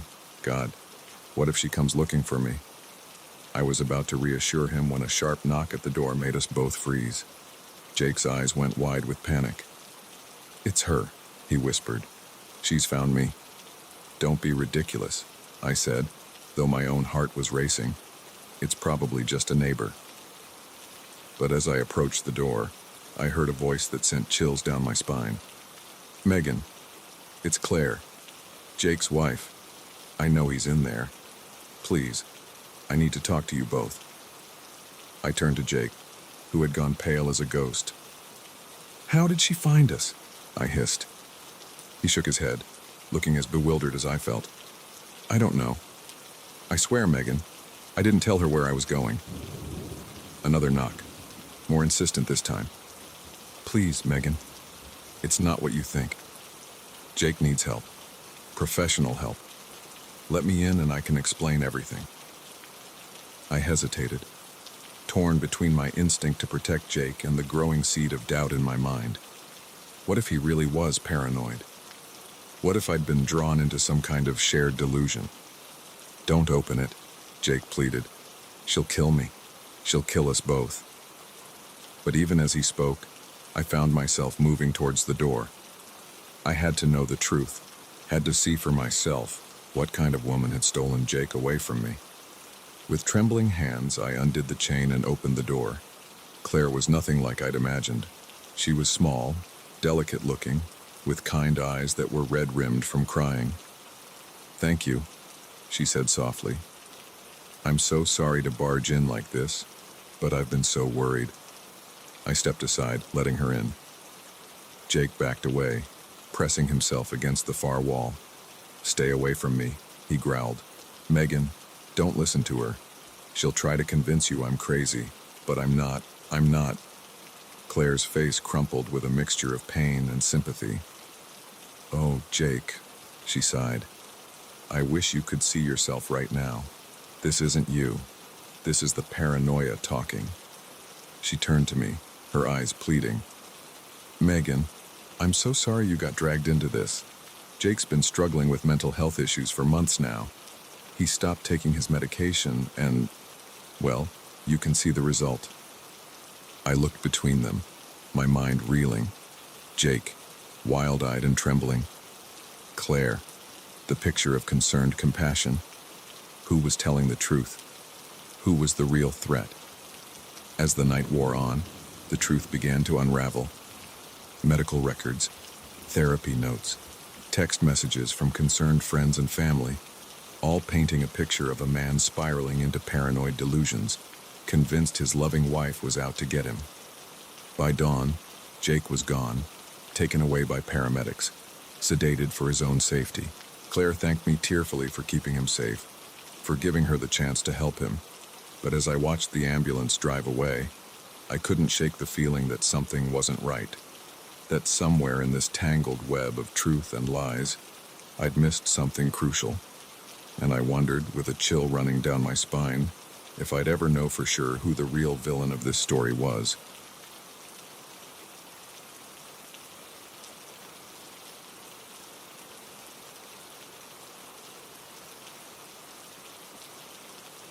I never believed in ghosts until the night I woke up to find a stranger standing at the foot of my bed. At first, I thought it was just a vivid dream, a product of too much late-night pizza and horror movies. But as I blinked away the fog of sleep, the figure remained, solid and undeniably real in the pale moonlight filtering through my curtains. He was tall, unnaturally so, with limbs that seemed too long for his body. His face was hidden in shadow, but I could feel his eyes on me, boring into my soul with an intensity that made my blood run cold. I tried to scream, to move, to do anything, but my body refused to obey. I was paralyzed, trapped in my own bed as this otherworldly intruder loomed over me. Seconds stretched into an eternity as we stared at each other in silence. Then, slowly, deliberately, he raised a finger to where his lips should be, as if shushing me. The gesture was almost gentle, but it filled me with a terror so profound I thought my heart might stop. And then, as suddenly as he had appeared, he was gone. One moment he was there, a dark silhouette against my bedroom wall, and the next, nothing. I blinked, and he had vanished into thin air. The spell of paralysis broke, and I shot up in bed, gasping for air. My hands shook as I fumbled for the bedside lamp, flooding the room with harsh yellow light. Every shadow seemed to hide a potential threat, but I was alone, no sign of the stranger, no evidence that he had ever been there at all. Had I imagined it? A particularly vivid nightmare, perhaps. But even as I tried to rationalize what I'd seen, I knew deep in my gut that it had been real. Something had been in my room, watching me sleep, and something told me it would be back. Sleep was impossible after that. I spent the rest of the night with every light in the apartment blazing, jumping at every creak and groan of the old building. When dawn finally broke, I felt hollow-eyed and jittery, like I'd mainlined a gallon of coffee. I called in sick to work, unable to face the thought of leaving my apartment. Instead, I spent the day researching, desperate for some explanation of what I'd experienced. Sleep paralysis, hypnagogic hallucinations, or something more, supernatural. The internet was a rabbit hole of ghost stories and paranormal theories. I read accounts of shadow people, of malevolent spirits that preyed on the sleeping. Each story sent a fresh chill down my spine, but none quite matched what I'd seen. As night fell again, I found myself dreading the thought of sleep. What if he came back? What if this time he did more than just watch? I fortified myself as best I could. Salt lines at the windows and doors, though I felt ridiculous doing it. A kitchen knife on the bedside table, more for my peace of mind than any real sense of protection. And finally, propped up in bed with every light blazing, I waited. Hours ticked by. My eyes grew heavy, my thoughts fuzzy with exhaustion. I was just starting to think that maybe, just maybe, it had all been in my head, when the lights flickered. Once, twice, and then darkness fell, complete and absolute, as if someone had thrown a heavy blanket over the entire world. My heart pounded in my chest as I fumbled for my phone, desperate for any source of light. But it was dead. The screen stubbornly black no matter how many times I jabbed at the power button. And then I felt it. A presence in the room. A weight in the air that hadn't been there before. Slowly, fighting every instinct that screamed at me to run, to hide, I turned my head towards the foot of the bed. He was there, taller than I remembered, his head nearly brushing the ceiling. In the pitch darkness, I could see him clearly, as if he emitted his own faint, otherworldly glow. And this time, I could see his face. It was wrong. Features that seemed to shift and change the longer I looked, never quite settling into anything recognizably human. But his eyes, God, his eyes. They were ancient, filled with a knowledge and hunger that made me feel small, insignificant, like an insect about to be crushed underfoot. "Who are you?" I managed to whisper, my voice barely audible even in the silence of the room. "And what do you want?" He tilted his head, the movement unnaturally fluid. When he spoke, his voice was like gravel grinding against glass, painfully beautiful and utterly alien. "I am the Watcher," he said, "and you, little one, have been chosen." Chosen. The word echoed in my mind, filling me with a dread I couldn't explain. Chosen for what? The being, the Watcher, took a step closer, looming over me. I pressed myself back against the headboard, trying to put as much distance between us as possible. "To see," he said, "to know, to bear witness to the truths that lie beyond the veil of your reality." As he spoke, the darkness around us seemed to deepen, to take on a life of its own. Shapes moved in the corners of my vision, twisted things that vanished when I tried to look at them directly. "I don't understand," I said, my voice shaking. "I don't want this. Please, just leave me alone." The Watcher's face twisted into something that might have been a smile on a human. On him, it was terrifying. "It is not a choice, little one. The seeing has already begun. You cannot unknow what you have seen, cannot unsee what your eyes have been opened to." As if to prove his point, he gestured towards the window. Reluctantly, I followed his gaze. The world outside was changed. The familiar street I'd looked out on every day for years was transformed. Buildings twisted and warped, their architecture impossible and alien. Shadows moved with purpose, coalescing into shapes that hurt my mind to look at. And in the sky, I recoiled, a scream building in my throat. What I saw up there was too much, too vast and terrible for my human mind to comprehend. It was as if a veil had been torn away, revealing the true nature of the universe, and it was horrifying. "Stop it," I cried, covering my eyes. "Make it go away." I felt a cold hand on my shoulder, and suddenly the visions were gone. The room was back to normal, the familiar glow of streetlights filtering through my curtains. But the Watcher remained, his presence a constant reminder that nothing would ever truly be normal again. "Why me?" I asked, my voice small and broken. "Why show me these things?" The Watcher regarded me silently for a long moment. When he spoke again, there was something almost like pity in his voice. "Because you have the capacity to see, to understand, not fully, not yet, but in time. In time, you will be our eyes in this world, our voice, our herald." I shook my head, tears streaming down my face. "I don't want this. I can't handle it." "You can," he said, his voice firm. "You must. The choice was made long ago, little one, before you were born, before your parents were born.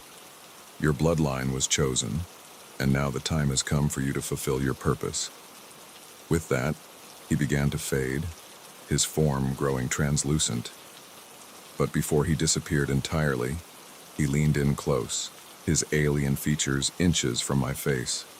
"We will return," he whispered, "and each time you will see more, know more, until the day comes when you are ready to truly join us."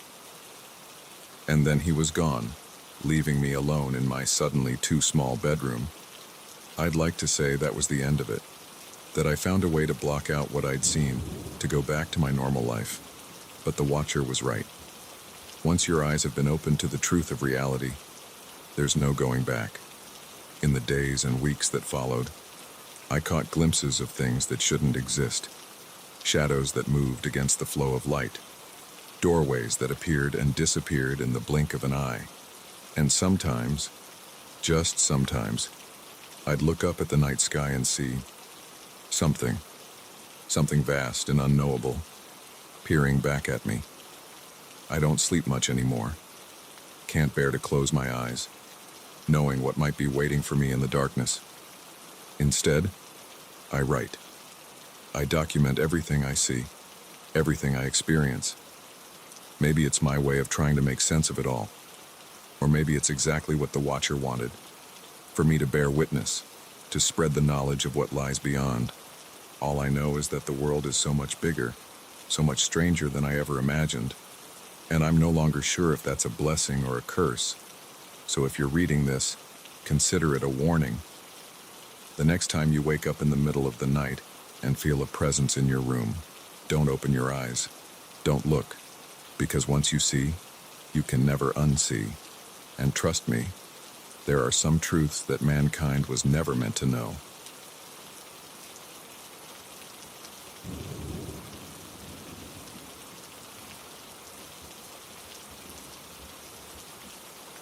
The first thing that hit me when I entered the Johnsons' basement was the smell. It was thick, cloying, a sickly sweet odor that clung to the back of my throat and made my eyes water. I'd agreed to house sit for the weekend, feed their cat, water the plants. Simple stuff. But Mrs. Johnson had been oddly insistent that I check the basement each day, make sure the dehumidifier was running. "It gets so damp down there," she'd said, a strange tension in her voice. Now, standing at the foot of the creaky wooden stairs, I understood why.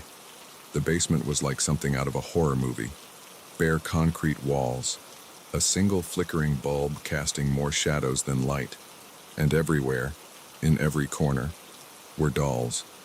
Hundreds of them, maybe thousands, their glassy eyes all seeming to follow me as I moved deeper into the room. "What the hell?" I muttered, my voice sounding unnaturally loud in the stillness. The Johnsons had always seemed so normal. A bit quiet, maybe, but friendly enough.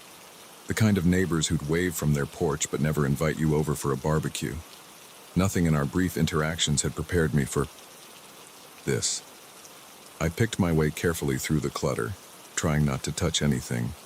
There were porcelain dolls with delicate painted faces, rag dolls with button eyes, even a few that looked handmade, their stitching crude and uneven. But it was the one in the center of the room that caught my eye. It sat on a small wooden chair, larger than the others, almost the size of a real child. Unlike the rest, its eyes weren't glass or button, but seemed to be made of some dark, polished stone. They gleamed in the dim light, and I could have sworn they followed me as I approached. Something about it made my skin crawl, but I couldn't look away. Its dress was old-fashioned, yellowed with age, and its hair was real, long, dark strands that felt wrong somehow, too organic among all this manufactured creepiness. As I leaned in for a closer look, my elbow knocked against a shelf. A smaller doll toppled, hitting the concrete with a sharp crack. I jumped, my heart racing, and in that moment of distraction, I could have sworn I saw the big doll's head turn, just slightly, to keep me in view. "Okay, that's enough," I said aloud, trying to steady my nerves. "Dehumidifier's running. Everything's fine. Time to go." I turned to leave, but something made me pause.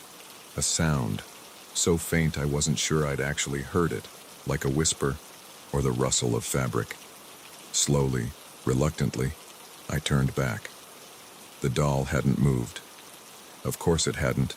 It was just a doll, no matter how lifelike it seemed. But as I stared at it, a chill ran down my spine. Because now, unmistakably, its lips were curved into a smile I could have sworn wasn't there before. I ran. Up the stairs, slamming the basement door behind me, not stopping until I was out of the house and gulping in great lungfuls of fresh air on the front lawn. My hands were shaking as I fumbled for my phone, ready to call the Johnsons, to demand an explanation. But as the adrenaline faded, I felt foolish. What was I going to say? "Your creepy doll collection scared me." I imagined Mrs. Johnson's confused voice, Mr. Johnson's disapproval. They'd never ask me to house sit again, and honestly, the money was too good to pass up. "Get it together," I muttered to myself. "It's just a bunch of old dolls. Weird, but harmless." I spent the rest of the day trying to shake off the unease, busying myself with the usual house-sitting tasks. But as night fell, I found myself avoiding the basement door, taking the long way around to get from the kitchen to the living room. Sleep, when it finally came, was fitful and filled with strange dreams. I woke several times, sure I'd heard something, footsteps maybe, or that same whisper-soft rustle, but the house was always still and silent when I went to check. The next morning, I steeled myself to go back down to the basement. The dehumidifier needed to be emptied, after all. I couldn't let my irrational fears get in the way of doing the job I'd been paid for. But as I descended the stairs, I knew immediately that something was wrong. The smell was stronger, almost overwhelming. And the dolls, they'd moved. I was sure of it. The careful paths I'd picked through the clutter were gone. The dolls arranged in new, unsettling patterns. And the big one, the one with the stone eyes, was gone from its chair. My heart pounding, I searched the room, half expecting it to jump out at me from behind a shelf, but it was nowhere to be seen. What I did find, hidden behind a stack of boxes, was a door, small, almost child-sized, its edges caked with what looked like rust, or maybe dried blood. It was ajar, revealing nothing but darkness beyond. Every instinct screamed at me to run, to get out of the house and never come back. But a morbid curiosity kept me rooted to the spot. What was behind that door? Where did it lead? Cursing my own stupidity, I pulled out my phone and turned on the flashlight. The beam seemed feeble in the oppressive darkness of the basement, but it was better than nothing. Slowly, cautiously, I approached the door. The hinges creaked as I pushed it open wider, the sound unnaturally loud in the stillness. The space beyond was pitch black, the flashlight beam swallowed up after just a few feet, but I could make out the start of a narrow tunnel, its walls rough-hewn stone. "Hello?" I called out, my voice shaking. "Is anyone down there?" No response, just the echo of my own voice, bouncing back at me from the darkness. I don't know what possessed me to step through that door. Maybe it was the need to prove to myself that there was a rational explanation for all of this. Maybe it was simple, foolish bravery. Whatever it was, I soon found myself creeping down the tunnel, one hand trailing along the damp stone wall for balance. The tunnel seemed to go on forever, twisting and turning until I lost all sense of direction. The air grew colder, damper, that sickly sweet smell growing stronger with each step. And then, just as I was about to give up and turn back, the tunnel opened up into a larger space. My flashlight beam swept across the room, revealing glimpses of horror that my mind struggled to process. Tables laden with cruel-looking instruments, jars filled with things that might once have been human, and everywhere more dolls. But these were wrong. Misshapen, as if made from parts that didn't quite fit together. Some moved, twitching and writhing in a grotesque parody of life. And there, in the center of it all, stood the big doll. Only it wasn't a doll at all. Its skin was pale, waxy, but undeniably real. Its eyes, those dark stone eyes, blinked as they fixed on me. It smiled, revealing teeth that were just a little too sharp, a little too numerous. When it spoke, its voice was like rusted metal scraping against bone. "We've been waiting for you," it said. "It's time to join our family." I ran. Blind panic giving me speed I didn't know I possessed. I sprinted back up the tunnel. I could hear things moving behind me, the patter of small feet and the rustle of cloth. Childlike giggles echoed off the stone walls, growing closer with each passing second. I burst out of the small door, slamming it shut behind me, but the basement provided no relief. The dolls were all facing me now, their painted smiles somehow menacing in the dim light. I didn't stop. Up the stairs, out of the house, into my car. I drove until the gas tank was nearly empty, not caring where I ended up as long as it was far away from that house. I never went back, never answered the Johnsons' calls or responded to their increasingly angry texts. I moved to a new city, changed my name, did everything I could to put that night behind me. But sometimes, late at night, I still hear those giggles, still see those stone eyes watching me from the shadows. And I know, with a certainty that chills me to my core, that someday they'll find me, that someday I'll join their family whether I want to or not. So if you're ever asked to house sit for the Johnsons, or any family that seems just a little too normal, a little too insistent about checking their basement, run, and don't look back, because some doors once opened can never truly be closed again.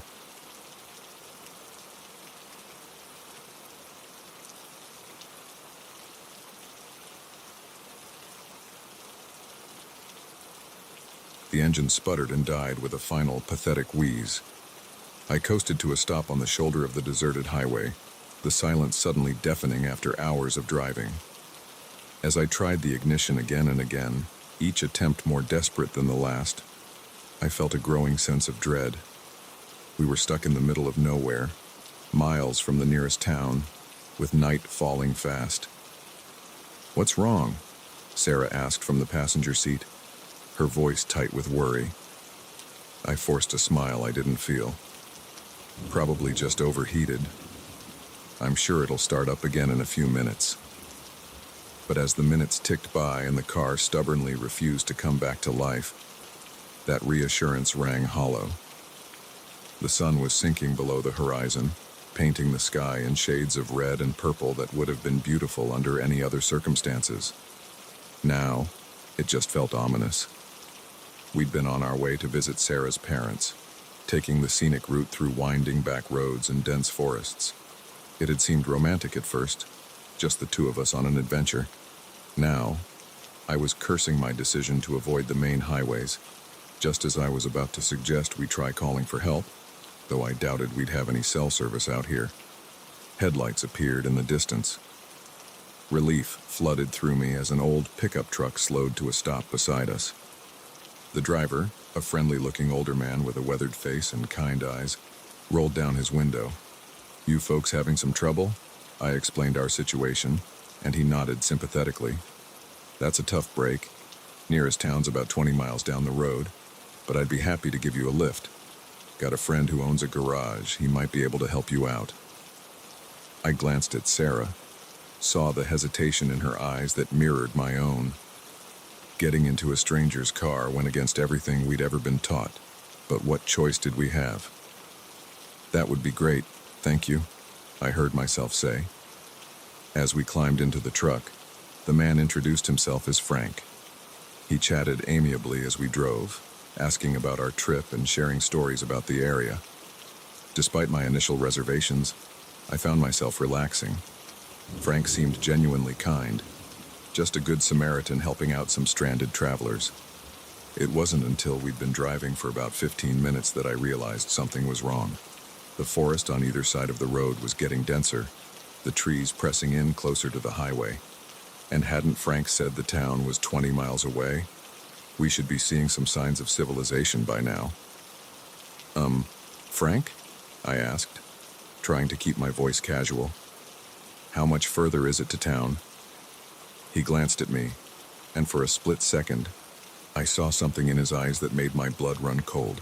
A hunger, a gleam of malice that hadn't been there before.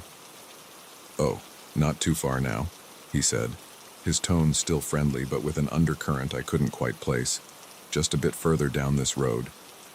I felt Sarah tense beside me, her hand finding mine and squeezing tight. She'd noticed it too. Something was very, very wrong. The next few minutes were among the longest of my life. I tried to think of a way out, some excuse to get Frank to stop the truck, but we were in the middle of nowhere, and I had a sinking feeling that any attempt to flee would end badly for us. Just as the panic was threatening to overwhelm me, lights appeared ahead, but it wasn't the welcoming glow of a town. Instead, a ramshackle collection of buildings came into view, barely visible in the gloom. Frank turned off the main road onto a rutted dirt track, the truck bouncing and jolting as we approached what looked like an old farmhouse.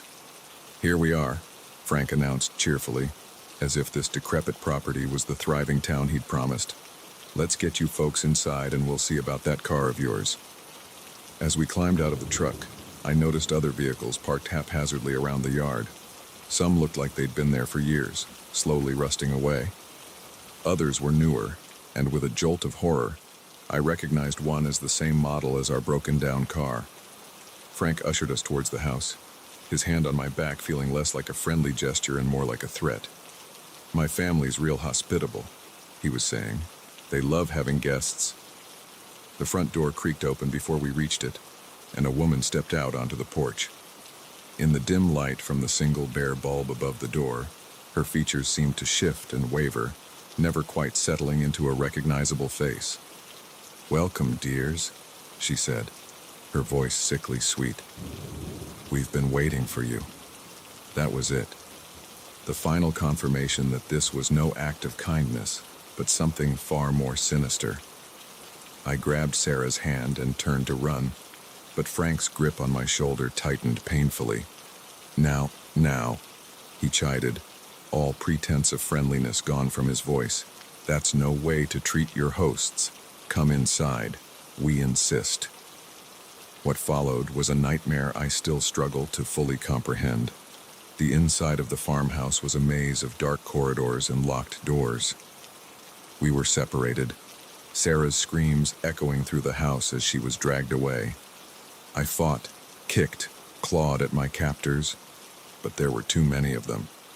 Hands in the darkness, faces that seemed to melt and reform with each blink of my eyes. I was thrown into a small, windowless room that smelled of damp earth and decay. As my eyes adjusted to the gloom, I realized with horror that the walls were covered in photographs. Hundreds of them, maybe thousands, each showing a different person. Some were smiling, caught in happier moments. Others wore expressions of terror that matched how I felt. And with growing dread, I recognized some of the faces, missing persons I'd seen on the news or milk cartons, people who had vanished without a trace, their disappearances unsolved mysteries. Until now, I don't know how long I was in that room. Hours, maybe days. Time lost all meaning in the perpetual darkness. Occasionally, someone would slide a tray of food through a slot in the door. If you could call the unidentifiable slop they provided food. I ate it, hating myself for it, but knowing I needed to keep up my strength if I was going to find a way out of this hell. The worst part was the not knowing. What had happened to Sarah? Was she alive? Were they torturing her or worse? The possibilities my mind conjured were almost worse than any reality could be. And then, one day, or night, who could tell, the door opened. Frank stood there, that same friendly smile on his face as if we were still just travelers he'd helped on the side of the road. "Time for you to meet the family properly," he said, gesturing for me to follow him. I thought about refusing, about fighting back. But what was the point? I was weak from captivity, outnumbered, and completely lost in this labyrinthine house. My only hope was to play along, to look for an opportunity to escape. Frank led me through twisting corridors, past rooms where I caught glimpses of unspeakable things, and finally, into what must have once been a dining room. A long table dominated the space, and seated around it were people, or things that looked like people at first glance. But as I stared, their features seemed to shift and change, never quite settling into anything human. And at the head of the table, in a high-backed chair that looked more like a throne, sat a figure that defied description. It was as if someone had tried to create a person from half-remembered descriptions, getting all the details just slightly wrong. "Welcome," the figure said, its voice a cacophony of sounds that somehow formed words. "We've been waiting so long for you to join us." As it spoke, I saw Sarah. She was seated at the table, her eyes glassy and unfocused, but she was alive. Relief flooded through me, quickly followed by a renewed determination. We were going to get out of here somehow. "What do you want from us?" I managed to ask, my voice hoarse from disuse. The figure's face twisted into what might have been a smile. "Why? We want you to be part of our family, to stay with us forever." As it spoke, I noticed something. A small remote control, sitting on the table next to the figure's hand. And suddenly, I understood. The shifting faces, the impossibly large house, the way Frank had found us so conveniently on that lonely road. It was all an illusion. A complex, terrifying illusion, but an illusion nonetheless. In that moment, I made a choice. A reckless, possibly suicidal choice, but the only one I could see. I lunged for the remote, my fingers closing around it just as hands grabbed at me from all sides. I hit buttons randomly, desperately, and the world around us flickered and changed. The monstrous family melted away, replaced by ordinary-looking people with expressions of shock and anger. The grand dining room became a dingy basement, filled with complex machinery and computer screens. In the chaos that followed, I found Sarah. Her eyes cleared as whatever drug they'd given her wore off. Together, we fought our way out of the basement, out of the farmhouse, into the cool night air. We ran until our lungs burned and our legs threatened to give out. Ran until we found a real town, with real people who called the police when they saw our battered, terrified state. The authorities found the farmhouse, of course, found evidence of dozens of abductions, of a family that had been preying on travelers for generations. But they never found Frank or the figure at the head of the table. They had vanished, like smoke in the wind. Sometimes, late at night, I still hear Frank's friendly voice offering us a ride. Still see those shifting, inhuman faces. And I wonder, with a chill that goes bone deep, if they're still out there, still waiting on lonely roads for unsuspecting travelers, still looking to add to their twisted, impossible family. So, if you're ever driving on a deserted highway and your car breaks down, Be careful who you accept help from, because some families are best left alone and some invitations should never be accepted.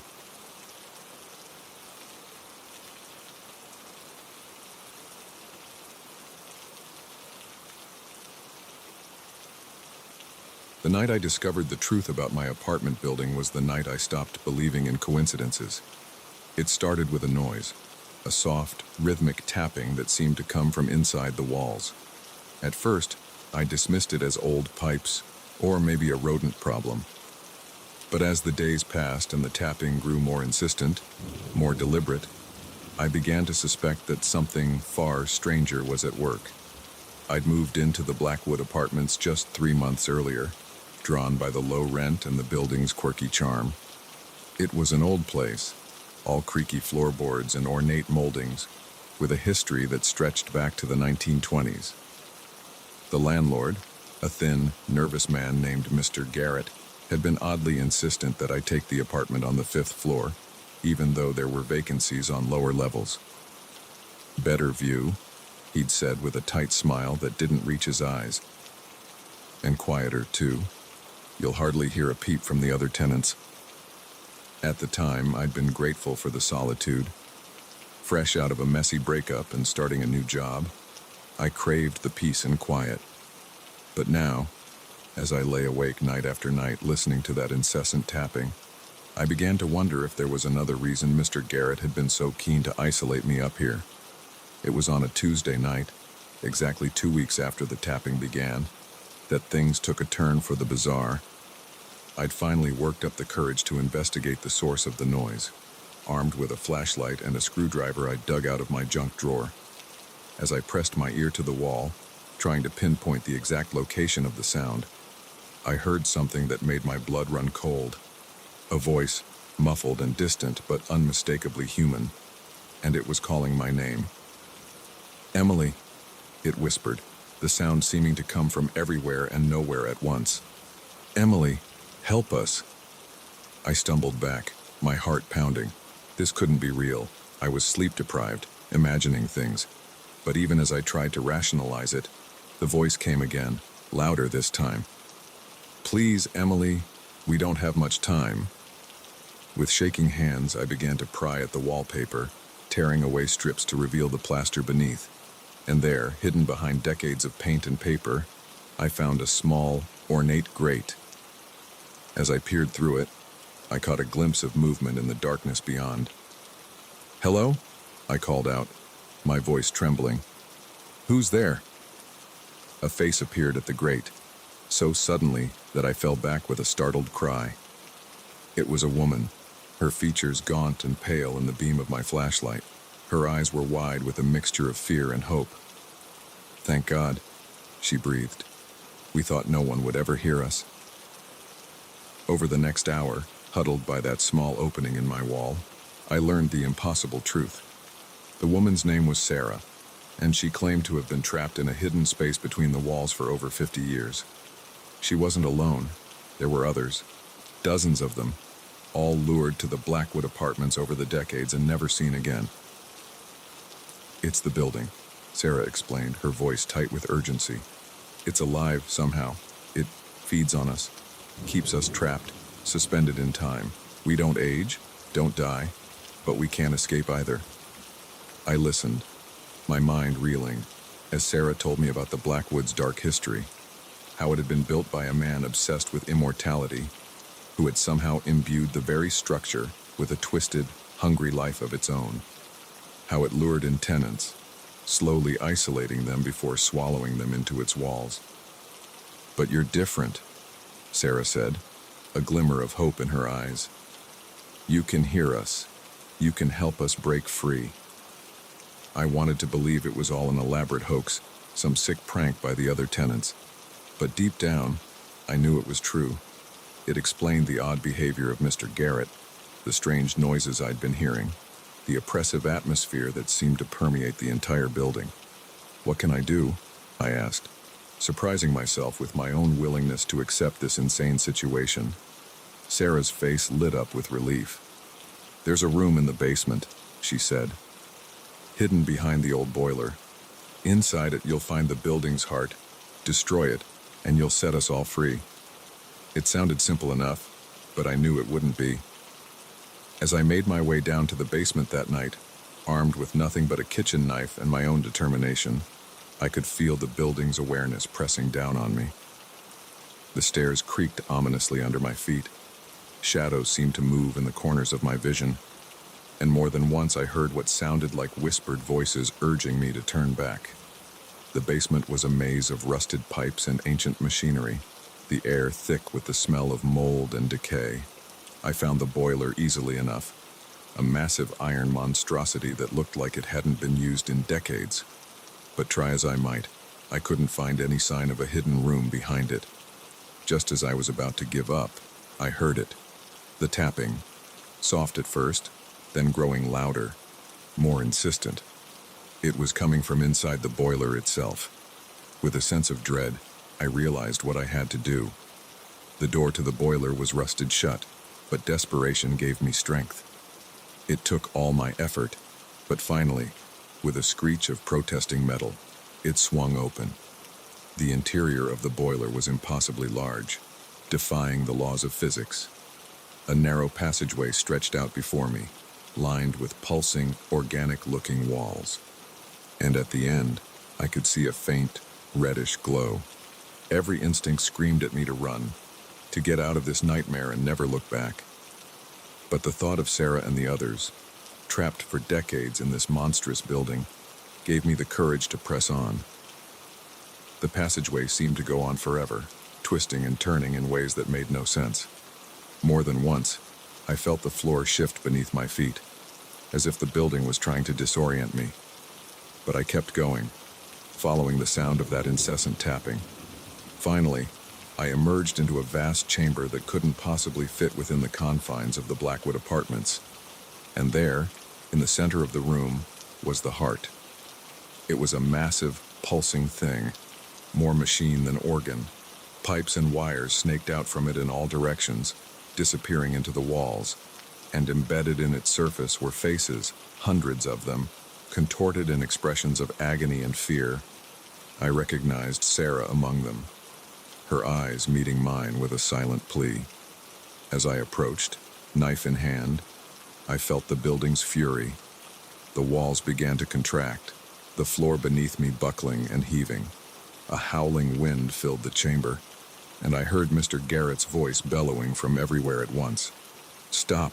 You don't know what you're doing. The Blackwood must survive." But it was too late. With all my strength, I plunged the knife into the heart of the building. There was a moment of resistance, and then the world exploded. I woke up on the sidewalk outside the Blackwood apartments, surrounded by debris and dazed, disoriented people.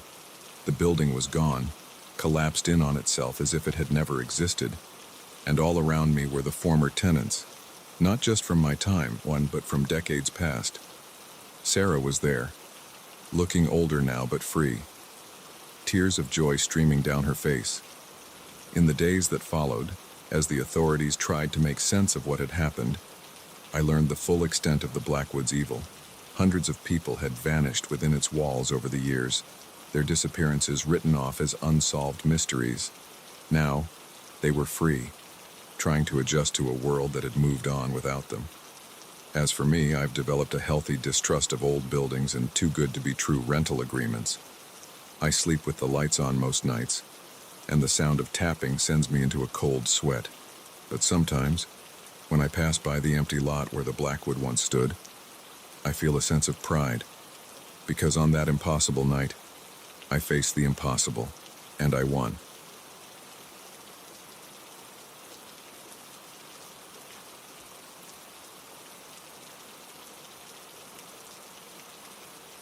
The day I started my new job as a night security guard at Oakwood Mall, I never imagined I'd end up uncovering a secret that would haunt me for the rest of my life. It was supposed to be an easy gig: patrol the empty corridors, make sure no one broke in after hours, maybe catch up on some reading during the quiet stretches. But from that very first shift, I knew something was off about this place. It started with the shadows. You'd expect a mall after dark to be full of them, sure, but these were different. They seemed to move when I wasn't looking directly at them, always just at the edge of my peripheral vision. And sometimes, when I turned a corner or entered a new section of the mall, I could have sworn I saw figures darting out of sight. I tried to rationalize it. Tricks of the light, an overactive imagination fueled by too many late-night horror movies. But as the weeks went by, the strange occurrences only escalated. It was about a month into the job when I first heard the whispers. I was doing my usual rounds, flashlight beams sweeping across the darkened storefronts, when a sound caught my attention. It was coming from the old fountain in the center of the mall, the one that hadn't worked in years. As I approached, the whispers grew louder. I couldn't make out words, exactly, but the tone was urgent, almost pleading. My hands were shaking as I shone my light into the dry basin of the fountain. Nothing, just cracked tiles and years of accumulated dirt. But as I turned to leave, my light caught something etched into the stone rim. Numbers, carved so faintly, I almost missed them. 07-13, 1989. A date. But what did it mean? That night marked the beginning of my obsession. I started researching the mall's history, digging through old newspapers and local records. Oakwood Mall had opened in the early 80s, a standard suburban shopping center. Nothing remarkable about it, really, except there had been an incident on July 13, 1989, the exact date I'd found carved into the fountain. A group of teenagers had gone missing. They'd last been seen at the mall, but extensive searches had turned up nothing. The case had gone cold, eventually fading from public memory. But the mall remembered, and now it seemed it wanted me to know the truth. Over the next few weeks, I found more clues. Snippets of conversation caught on the mall's ancient intercom system, always cutting out before I could make sense of them. Strange symbols appearing in the condensation on windows, and always those moving shadows just out of sight. My coworkers started to notice the change in me. Dark circles under my eyes from sleepless days spent researching. Jumpiness, paranoia. They joked that the job was getting to me, that I was letting my imagination run wild in the empty mall. If only they knew. It all came to a head on a night in late October. I was making my final rounds before the end of my shift when every light in the mall suddenly went out. Not just the ones that were supposed to be on for security, every single bulb, even the emergency lights. In the pitch darkness, I heard it, footsteps echoing through the corridors. Not the steady pace of a fellow security guard, but the erratic, excited steps of multiple people. Laughing, talking, it sounded like a group of teenagers out for a night of fun. My heart pounding, I followed the sounds. They led me to a part of the mall I'd never paid much attention to before. A plain wall between two stores, unremarkable in every way. Except now, in the beam of my flashlight, I could see the outline of a door that shouldn't exist. With trembling hands, I reached out and turned the handle. It opened with a creak that seemed to echo forever. Beyond was a corridor that looked like it belonged in the 1980s. Neon lights flickered overhead, illuminating posters for movies and bands long since forgotten. And at the end of the hall, a group of teenagers turned to look at me. Their clothes, their hair, everything about them screamed 1989.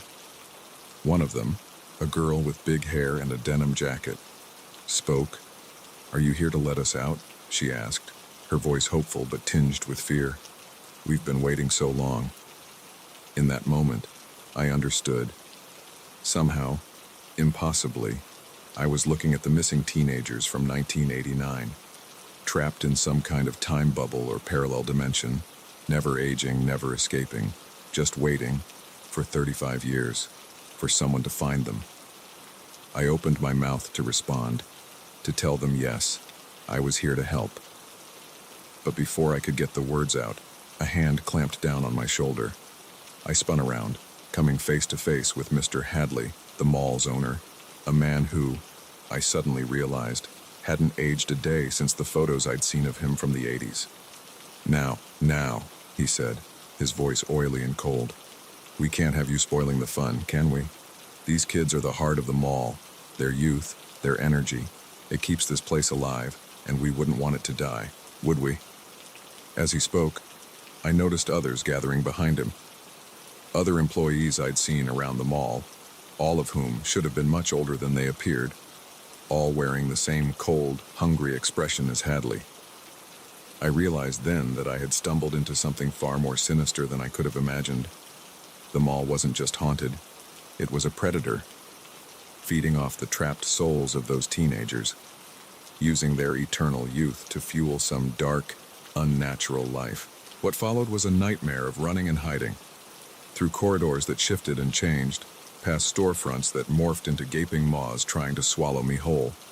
I could hear the trapped teenagers calling out to me, begging for help, but always, Hadley and his cronies were right behind me. I don't know how I made it out. Luck, maybe, or perhaps some part of the mall itself decided to help me. All I know is that I found myself outside just as dawn was breaking, gasping for air in the parking lot as the mall loomed behind me, once again looking like nothing more than an ordinary shopping center. I never went back. I quit my job that very day, ignoring the concerned questions from HR and the knowing smirk from Hadley when I handed in my uniform. But I couldn't just walk away, not knowing what I knew. I've spent the years since then trying to uncover the truth, to find a way to free those trapped souls. I've reached out to paranormal investigators, to journalists, to anyone who might believe my story. Most think I'm crazy. Maybe I am. But sometimes, when I drive past Oakwood Mall late at night, I see them. Faces pressed against the darkened windows, silently pleading for help. And I know that somewhere inside, in a corridor trapped in 1989, a group of teenagers is still waiting to be set free. I don't know if I'll ever find a way to help them, but I do know this. Malls aren't just places for shopping anymore. Some of them hide secrets darker than we could ever imagine. And if you ever find yourself working the night shift in one, pay attention to the shadows. Listen for the whispers, because you never know when you might stumble upon a truth that will change your life forever.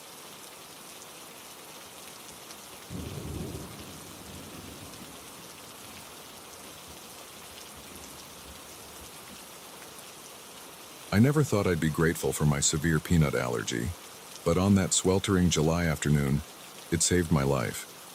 The summer I turned 16, I landed what I thought was a dream job, live-in nanny for the prestigious Hamilton family. Little did I know, I was stepping into a nightmare that would haunt me for years to come. The Hamiltons seemed perfect on paper. Richard, a successful lawyer, and his wife Elena, a renowned pediatrician, had two adorable children, 7-year-old Lily and 5-year-old Max. They lived in a sprawling mansion on the outskirts of town, complete with a pool, tennis court, and meticulously manicured gardens. When I arrived, lugging my suitcase up the grand front steps, I felt like I'd walked onto the set of a movie. Elena answered the door, all perfect smile and designer sundress. "You must be Sarah," she said, ushering me inside. "We're so glad you're here. The children have been so excited to meet you." As she gave me a tour of the house, I couldn't shake the feeling that something was off. Maybe it was the way Elena's smile never quite reached her eyes, or the eerie silence that seemed to permeate the massive home. Where were the sounds of playing children, of a lived-in family space? I met the kids at dinner that night. Lily and Max were adorable, but unnervingly well-behaved. They sat ramrod straight in their chairs, answering their parents' questions in quiet, polite voices. Not once did they squabble or complain about the elaborate meal set before them, a far cry from the chaotic family dinners I was used to. It was during dessert that the first truly strange thing happened. Elena had made a beautiful peanut butter mousse, and as she was serving it, I mentioned my allergy. "Oh, I'm so sorry," she exclaimed, looking genuinely distressed. "I completely forgot. Let me get you something else." As she hurried to the kitchen, I noticed Richard and the children exchange a look. It was quick, barely a flicker, but in that moment, I saw something cold and calculating in their eyes that sent a chill down my spine. The next few weeks were a whirlwind of activity. On the surface, everything seemed normal. I took the kids to the pool, helped them with summer reading, played endless games of hide and seek in the massive house. But underneath, there was a constant undercurrent of unease. Little things kept nagging at me, the way Lily and Max never seemed to argue or misbehave, even when no adults were around. The locked room in the east wing that Elena told me was just storage, but I often heard strange noises coming from. The fact that in all my time there, I never saw the kids interact with friends their own age. And then there were the nightmares. Every night I'd jolt awake, heart pounding, convinced I'd heard screams echoing through the house. But when I'd creep out to investigate, all would be silent and still. It was about a month into my stay when I stumbled upon the truth. I was in the laundry room, sorting through the kids' clothes, when I found it, a small notebook tucked into the pocket of Max's jeans. Curiosity got the better of me, and I opened it. What I saw inside made my blood run cold. Page after page of childish handwriting, detailing horrific acts, experiments, the notebook called them, tests of endurance, of pain tolerance, of psychological breaking points, and accompanying each entry were clinical notes in an adult's hand, analyzing the results. I was so engrossed in the nightmare before me that I didn't hear the footsteps approaching. It wasn't until a shadow fell over me that I realized I wasn't alone. "Find something interesting, Sarah?" Richard's voice was calm, almost amused, but when I looked up, his eyes were as cold and dead as a shark's. I scrambled to my feet, the notebook clutched to my chest. "What is this?" I demanded, my voice shaking. "What have you been doing to those children?" Richard's smile widened, showing too many teeth. "Not to them, Sarah. With them. For them. We're making them better, you see. Stronger. Superior." As he spoke, Elena and the children appeared in the doorway. Lily and Max were smiling, but there was nothing childlike in their expressions anymore. They looked hungry. "We had such high hopes for you, Sarah," Elena sighed, shaking her head. "We thought you might be suitable to join our little family, to help us with our great work. But it seems," Richard continued, taking a step towards me, "that you're not quite what we're looking for after all." I ran. Through the winding corridors of the mansion, up staircases and down hallways, the sound of pursuit close behind me. I could hear Lily and Max giggling, as if this was all some grand game to them. I ended up in the kitchen, frantically searching for a weapon, a phone, anything that might help me. And that's when I saw it.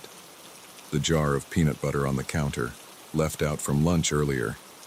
An idea struck me, born of desperation and fear. I grabbed the jar and a knife, smearing the peanut butter over my arms and face. Then I turned to face my pursuers. The Hamiltons burst into the kitchen, Richard in the lead, but they skidded to a stop when they saw me, their eyes widening in surprise and, yes, fear. "Don't come any closer," I warned, holding out my peanut butter-covered arms. "One touch and I go into anaphylactic shock. Is that the kind of mess you want to deal with?" It was a bluff, of course, my allergy was severe, but not quite that bad.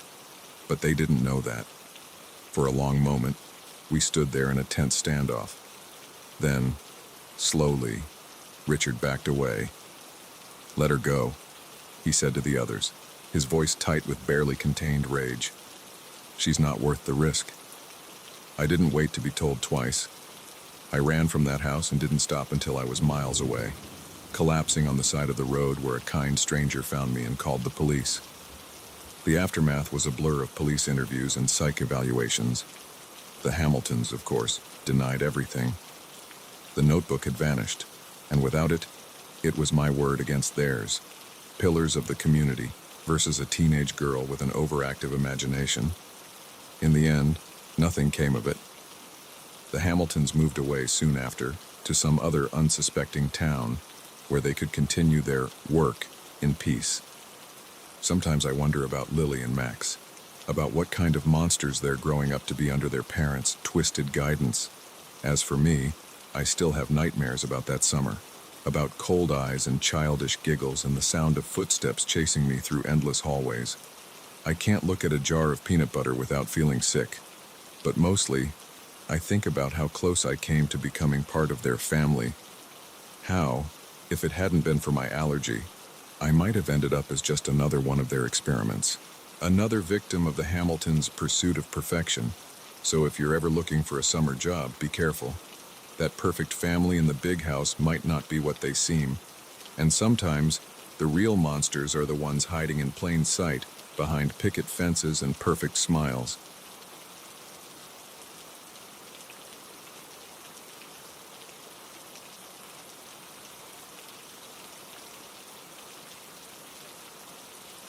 The moment I laid eyes on my new neighbor, I knew something wasn't quite right.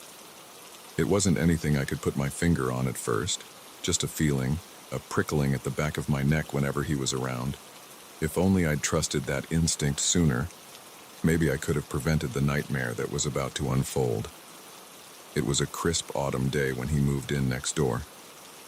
I was raking leaves in my front yard when the moving truck pulled up. As I watched, a man stepped out of the passenger side, tall, well-dressed, with a smile that seemed a touch too wide to be natural. He spotted me and waved, crossing the lawn with an easy grace. "Hello there, I'm James, your new neighbor." I introduced myself, trying to ignore the unease that settled in my stomach as we shook hands. His grip was firm, almost painfully so, and his hand was ice cold despite the warm afternoon sun. Over the next few weeks, James proved to be the model neighbor. He kept his lawn immaculate, always greeted everyone with that too-wide smile, and even brought over a homemade pie when he first moved in. But there was always something off about him. The way his eyes never seemed to blink quite enough. The way neighborhood pets would go silent and still when he walked by. The way he was always watching. It started small at first. Mrs. Johnson's cat went missing, then the Thompsons' dog. People chalked it up to coyotes or just bad luck. But I couldn't shake the memory of seeing James out in his backyard late one night, digging. When I'd called out to ask what he was doing, he'd looked up with those unblinking eyes and said, "Just a bit of late-night gardening. Sleep well, neighbor." Then people started to change. Sarah, from across the street, who'd always been a bit of a gossip, suddenly became withdrawn and quiet. When I ran into her at the grocery store, she wouldn't meet my eyes, just mumbled something about being in a rush and hurried away. But not before I noticed the strange circular mark on the back of her neck, just below her hairline. I started paying closer attention after that. I noticed how James seemed to be everywhere in the neighborhood, always engaged in conversation with someone. And after each interaction, that person would change, become quieter, more reserved. Their eyes would take on the same glassy, unblinking quality as James. One night, unable to sleep, I saw James leaving his house at 2 a.m. Without really thinking about it, I decided to follow him. He walked with purpose through the silent streets, eventually coming to the old community center at the edge of our neighborhood. It had been abandoned for years, scheduled for demolition, but never quite getting there. James unlocked the door and slipped inside. I crept up to a dirty window, peering through a gap in the grime. What I saw inside made my blood run cold. The main room of the community center had been transformed. Strange symbols covered the walls and floor, glowing faintly in the darkness. And in the center of it all was James, surrounded by our neighbors. They stood in a circle, swaying slightly, their eyes fixed on James as he raised his arms and began to chant in a language I'd never heard before. As I watched, horrified, James' face began to change. His features seemed to melt and shift, revealing something underneath that was decidedly not human. Tentacles writhed where his mouth should be, and his eyes multiplied, covering his face in a sea of blinking orbs. I must have made a sound, a gasp or a whimper, because suddenly, every eye in the room turned to the window. To me. I ran, faster than I've ever run in my life, heart pounding, lungs burning. I could hear something behind me, a slithering, squelching sound that was gaining ground fast. Just as I reached my front door, fumbling with my keys, I felt something cold and wet wrap around my ankle. I kicked out blindly, feeling my foot connect with something soft. There was a hiss of pain, and the grip on my ankle loosened just enough for me to wrench free and tumble through my door, slamming it shut behind me. For a long moment, I just sat there on my floor, gasping for breath, listening to the sound of something inhuman scratching at my door. Eventually, it went away, but I didn't move until dawn began to break. The next day, everything seemed normal. James was out watering his lawn, waving cheerfully to passers-by.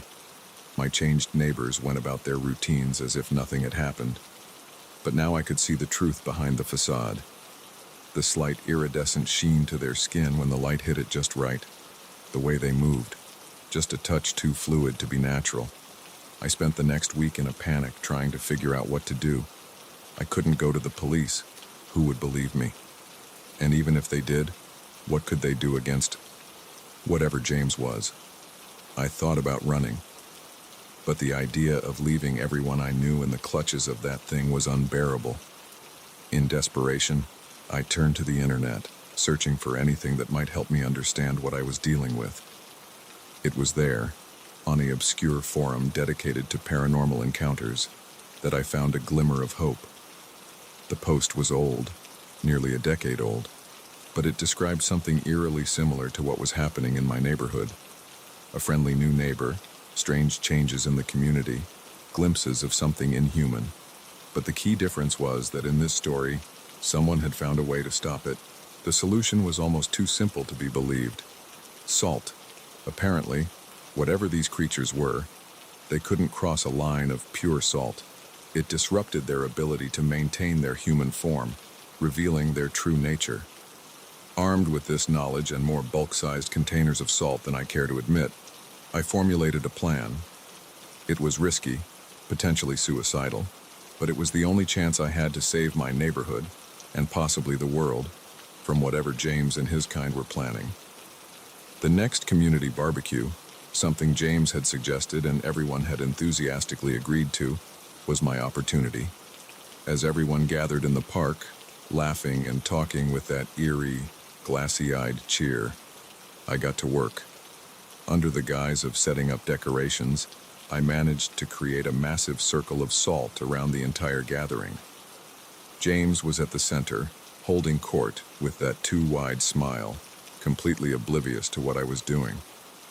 With the last of the salt poured, I took a deep breath and stepped into the circle. "Hey, James," I called out, my voice surprisingly steady despite my racing heart. "I think it's time you showed everyone who you really are."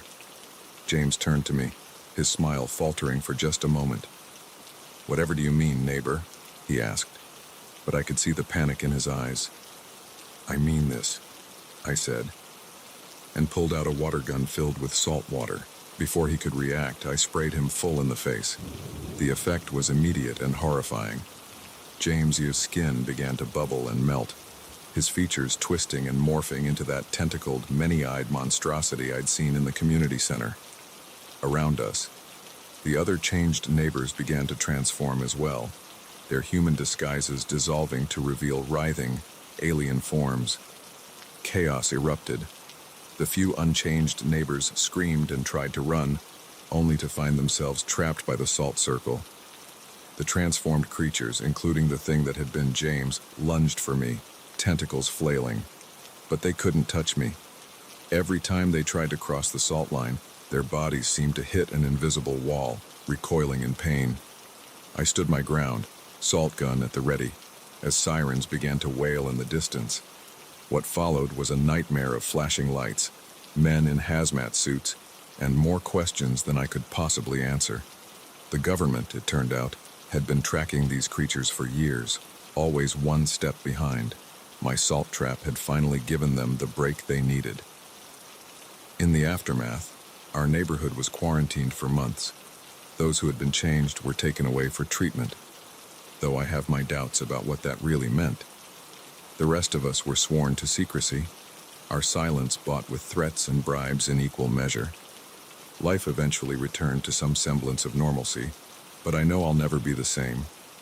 I still wake up in cold sweats, the memory of James' true form burned into my mind. I keep salt by every door and window, a habit I don't think I'll ever break. And sometimes, late at night, I swear I can hear something slithering outside, testing for weaknesses, waiting for its chance to return. Because if there's one thing I learned from this nightmare, it's that the monsters are real. They're out there, wearing human faces, waiting for their chance to strike.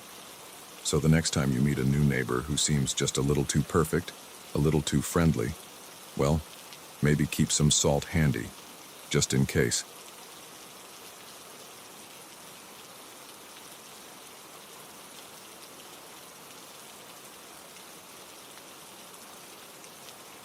The throbbing in my head was the first thing I noticed as consciousness slowly returned. My mouth felt like it was stuffed with cotton, and there was a metallic taste on my tongue that I couldn't quite place. I tried to open my eyes, but the lids felt heavy, uncooperative. When I finally managed to pry them open, I was met with darkness so complete it took me a moment to realize my eyes were actually open. Panic set in as I tried to move, only to find my wrists and ankles bound tightly to what felt like a chair. The rough texture of rope bit into my skin as I struggled, my heart pounding so hard I could hear the blood rushing in my ears. Where was I? How did I get here?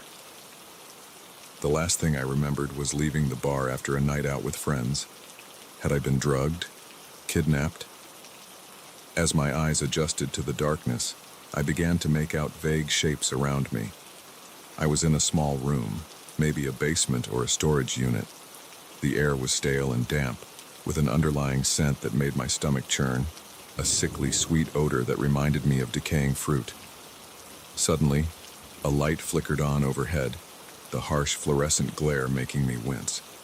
As my vision cleared, I found myself staring into the face of a man I'd never seen before. He was middle-aged, unremarkable in appearance, the kind of person you'd pass on the street without a second glance. But his eyes were cold, calculating, filled with a curiosity that sent chills down my spine. "Ah, you're awake," he said, his voice surprisingly gentle. I was beginning to worry I'd miscalculated the dosage. I tried to speak, but my tongue felt thick and unresponsive. All I could manage was a weak groan. The man smiled, but it didn't reach his eyes. "Don't worry, the effects will wear off soon. In the meantime, let me introduce myself. My name is Dr. Elliot Parsons, and you, my dear, are about to become part of something truly extraordinary." As he spoke, he moved around the room, checking various machines and monitors I hadn't noticed before. They beeped and whirred, displaying numbers and graphs I couldn't begin to understand. "You see," Dr. Parsons continued, "I've dedicated my life to unraveling the mysteries of human consciousness. The mind, the soul, what makes us who we are. And after years of research, I've made a breakthrough, a way to separate consciousness from the physical body." He paused, looking at me expectantly, as if waiting for me to be impressed. When I didn't respond, he frowned slightly and went on. "Of course, the scientific community laughed at my theories, called me a crackpot, a madman, but I'll show them, and you, my dear, will help me do it." As the drug's effects began to wear off, fear gave way to anger. "You're insane," I spat out, my voice hoarse. "Let me go, or I swear I'll—" "You'll what?" Dr. Parsons interrupted, his tone still eerily calm. "Scream. No one can hear you down here. Call for help. Your phone is long gone. No, I'm afraid you're going to be my guest for quite some time." He turned away, fiddling with one of the machines. "Now, let's begin, shall we?" What followed was a nightmare beyond anything I could have imagined. Dr. Parsons attached electrodes to my head, inserted IVs into my arms. He spoke constantly as he worked, explaining his theories, his methods, his grand vision. But I barely heard him, too consumed by terror and the growing certainty that I was going to die in this room. And then, just as I thought things couldn't get any worse, they did. I felt a jolt, like an electric shock running through my entire body, and suddenly, I was outside myself. I could see my body, still strapped to the chair, eyes wide and unblinking. but I was also floating above it, formless, weightless. Dr. Parsons was ecstatic. "It worked," he cried, staring at a monitor that showed two distinct brainwave patterns. "Your consciousness has been successfully separated from your body. Can you hear me? Can you communicate?" I tried to speak, to move, but in this disembodied state, I had no way to make myself heard or seen. I was trapped, a silent observer to my own torment. Days passed, or maybe it was weeks. Time lost all meaning as Dr. Parsons continued his experiments. He would return my consciousness to my body, only to rip it away again. Each time, the process became more painful, more terrifying, and each time, it became harder to find my way back. I began to lose pieces of myself. Memories, emotions, the very essence of who I was, all of it seemed to be slipping away. I could feel myself fragmenting, parts of my consciousness scattering like dust in the wind. Dr. Parsons, for his part, grew more manic with each passing day. His excitement gave way to frustration as he failed to achieve the breakthroughs he'd hoped for. He would rant for hours about the narrow-mindedness of his peers, about the greatness that awaited him once his work was recognized. I don't know how long this went on, but eventually, something changed. During one of the separations, as I floated in that strange, formless state, I felt something else. A presence, vast and incomprehensible. It seemed to fill the entire room, the entire world, and it spoke to me. Not in words, exactly, more like concepts, ideas that bloomed directly in what passed for my mind in this state. It told me of realms beyond our own, of consciousnesses so vast and alien that merely brushing against them could shatter a human psyche. It told me that what Dr. Parsons was doing was dangerous, that he was tearing holes in the fabric of reality, holes that things from the other side could slip through, things that should never exist in our world. And then, to my horror, it showed me. I saw creatures of shadow and flame, writhing masses of tentacles and eyes, beings of pure energy that pulsed with malevolent intent. They were pressing against the weakened barriers of our reality, seeking entry. And with each of Dr. Parsons' experiments, those barriers grew thinner. The presence left me with a choice. It could help me stop Dr. Parsons, seal the breaches he'd created, but the price would be high. I would have to sacrifice a part of myself, become something not quite human to wield the power needed to end this. In that moment, faced with the horrors I'd seen, the choice was easy. What happened next is difficult to describe. I felt myself expand, my consciousness merging with something vast and ancient. Knowledge flooded into me, knowledge of the universe, of realities beyond our own, of powers that defied human understanding. When Dr. Parsons initiated the next separation, he got more than he bargained for. My consciousness didn't just leave my body, it exploded outward, filling the room with a blinding light. I could see the holes in reality now, ragged tears leaking otherworldly energies into our world. "Doctor," Parsons screamed, finally faced with the consequences of his actions. He could see them too now, the creatures pressing against the weakened barriers, hungry for entry. With my newfound power, I began to seal the breaches. It was agonizing work, like trying to sew up wounds in the very fabric of the universe. But slowly, painfully, I closed them off, one by one. As the last breach sealed, I turned my attention to Dr. Parsons. He was on his knees, babbling incoherently, his mind shattered by what he'd seen. Part of me wanted to destroy him for what he'd done to me, for the danger he'd put the entire world in. But in the end, I chose mercy. I wiped his mind clean, erasing all knowledge of his experiments and the horrors he'd unleashed. Returning to my body was like squeezing into a suit several sizes too small. I felt compressed, limited, only a fraction of what I had become. But I knew I couldn't maintain that expanded state. The human mind isn't meant to contain such vastness. I destroyed Dr. Parsons' equipment, erased his data, removed every trace of his terrible experiments. Then, using the last of my enhanced abilities, I freed myself and made my way back to the world above. Months have passed since that day. On the surface, my life has returned to normal, but I know I'll never truly be the same. There are moments when I can feel it, that vastness just beyond my reach, the knowledge of realities beyond our own. And sometimes, in the dark of night, I wonder, did I truly seal all the breaches? Or are there still holes out there, hidden and waiting? Are there things slipping through even now, unseen and unknown? I don't have the answers, but I remain vigilant, always watching, always ready, because I've seen what lies beyond the veil of our reality, and I know that the barriers between worlds are far thinner than any of us would like to believe.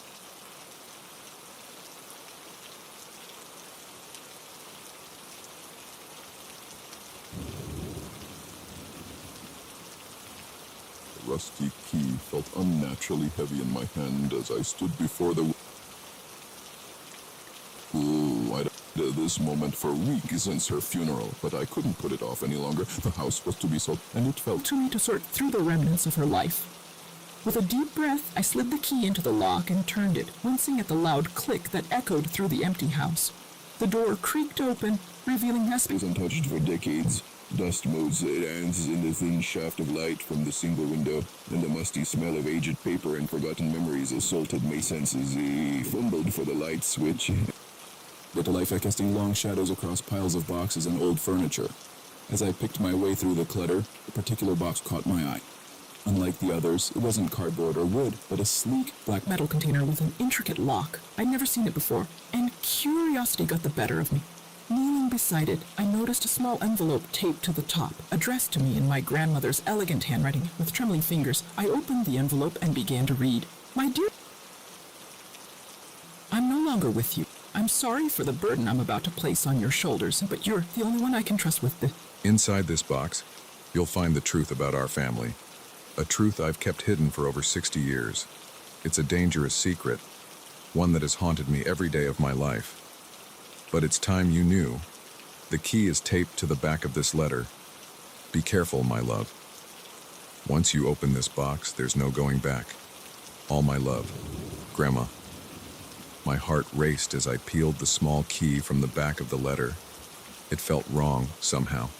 Too warm, almost alive in my hand. But my curiosity overpowered my apprehension, and I inserted it into the lock. The moment the box opened, I knew I'd made a terrible mistake. A wave of cold air rushed out, carrying with it a scent that made my head spin, something ancient and wrong like decay and ozone and something I couldn't quite place. Inside the box was a single item, a leather-bound journal, its cover worn and cracked with age. As I lifted the journal, a photograph slipped out and fluttered to the floor. I picked it up and my blood ran cold. It showed my grandmother, looking much younger, standing next to a man I'd never seen before. But it wasn't the man that caught my attention. It was what loomed behind them, a shape, blurred and indistinct, but unmistakably inhuman. Multiple limbs, too many eyes, a form that seemed to shift and change even in the static image. With shaking hands, I opened the journal and began to read. What I found inside shattered everything I thought I knew about my family, about reality itself. The journal detailed my grandmother's involvement with a secret society dedicated to studying and containing entities from beyond our reality. These beings, which the society called Outer Ones, existed in dimensions parallel to our own, occasionally slipping through weaknesses in the fabric of space-time. My grandmother had been recruited fresh out of college, her brilliant mind and unwavering curiosity making her an ideal candidate. At first, she'd been thrilled, the chance to explore the unknown, to push the boundaries of human knowledge. But as she delved deeper into the society's work, she began to understand the true horror of what they were dealing with. The Outer Ones were beyond human comprehension, their very presence warping the laws of physics and sanity alike.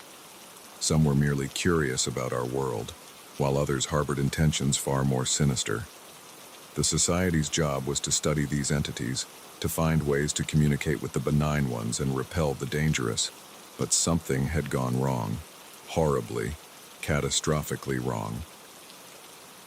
In the summer of 1962, the society had attempted to open a controlled portal to the realm of the Outer Ones. My grandmother had been part of the team, her mathematical skills crucial to the calculations needed to stabilize the breach, but they had underestimated the power they were dealing with. The portal had opened wider than intended, and something had come through, something ancient and vast and hungry. In the chaos that followed, most of the team had been killed or driven mad. My grandmother had barely escaped with her life and her sanity intact.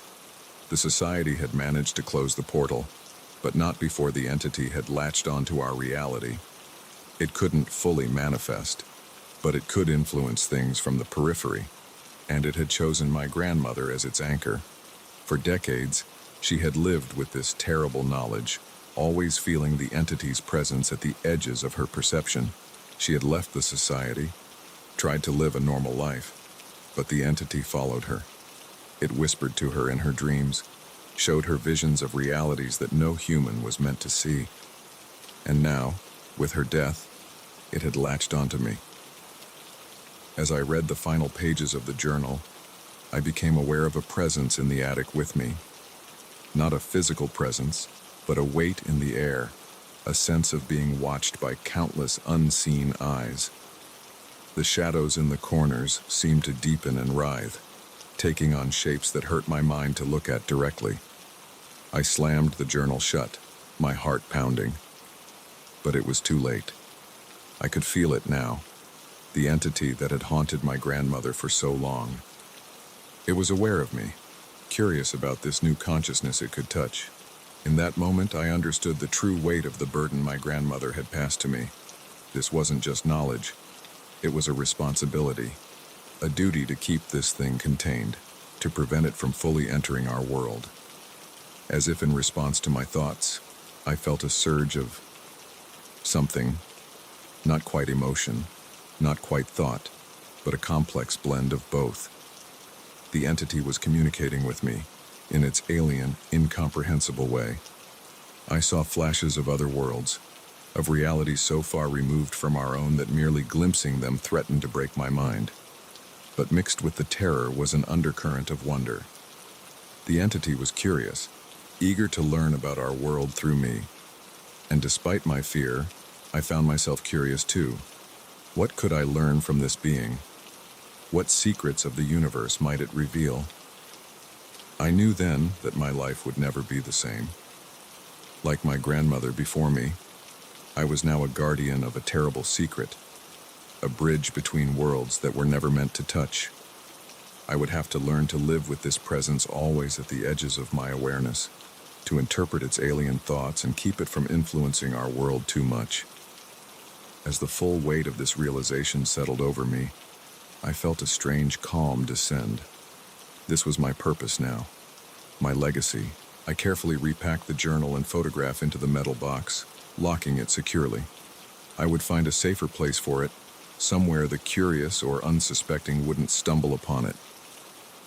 As I left the attic, closing and locking the door behind me, I felt the entity's presence settle into the back of my mind, a constant alien companion that would be with me for the rest of my life. I stepped out of the house into the bright sunlight, blinking as my eyes adjusted. The world looked the same as it always had, people going about their daily lives, unaware of the realities that existed alongside our own. But I saw it differently now. In every shadow, every unexplained movement at the corner of my eye, I sensed the potential for something more. My grandmother's burden was now mine, and though it terrified me, a part of me thrilled at the possibilities it presented. What wonders and horrors would I witness in the years to come? What role would I play in the grand, cosmic dance between our world and the realms beyond? Only time would tell. But one thing was certain. Life would never be ordinary again.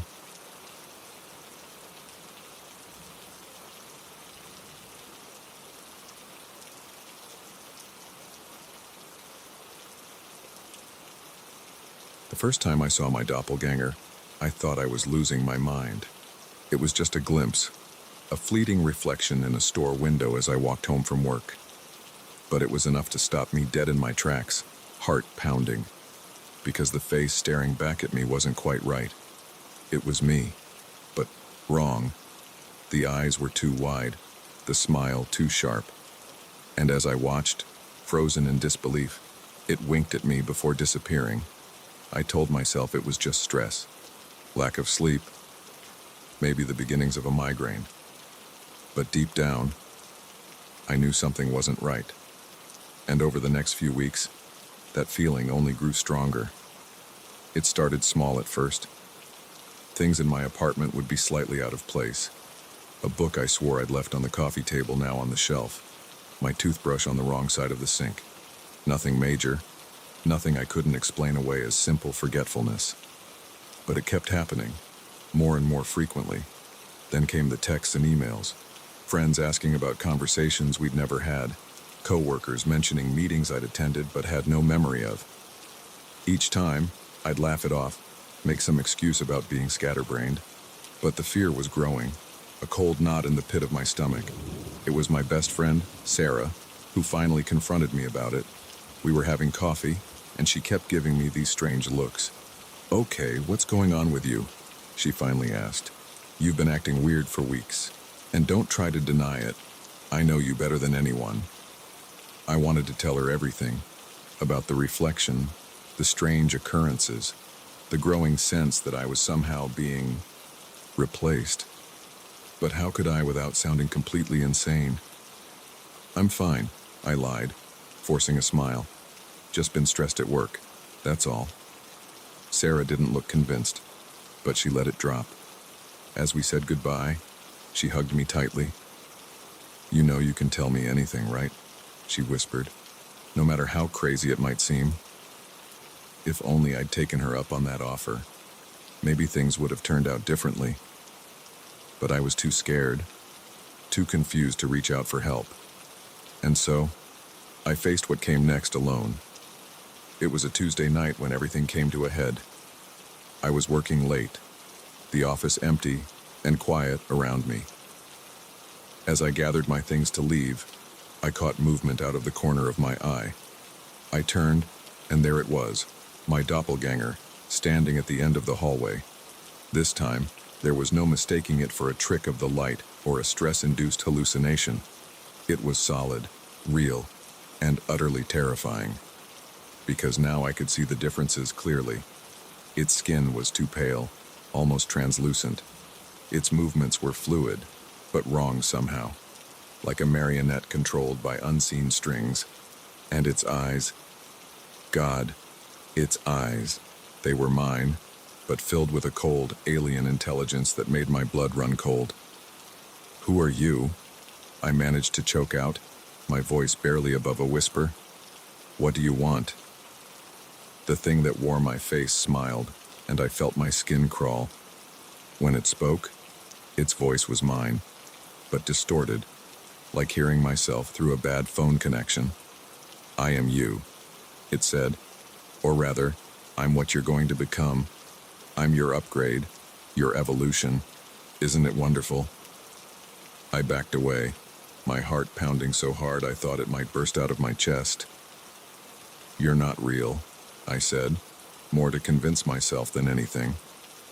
"This isn't happening." The doppelganger's smile widened, showing too many teeth. "Oh, but I am real. More real than you can imagine. And it's time for you to step aside and let the new version take over."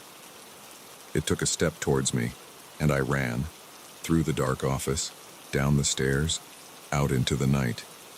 I didn't stop until I was blocks away, gasping for breath, my legs shaking. When I finally made it home, I locked every door and window, drew all the curtains. But I knew, deep down, that it wouldn't be enough. Whatever this thing was, wherever it had come from, locks and walls wouldn't keep it out. I spent the night huddled on my couch, jumping at every sound, every shadow. When dawn finally broke, I felt a moment of relief. Surely, In the light of day, everything would make sense again. But as I stumbled to the bathroom, exhausted and on edge, I realized the nightmare was far from over. Because there, standing in front of my mirror, was the doppelganger. Only now, it looked even more like me. The inhuman pallor was gone, replaced by my exact skin tone. Its movements were smoother, more natural. It turned to me, and I saw my own surprised expression mirrored perfectly on its face.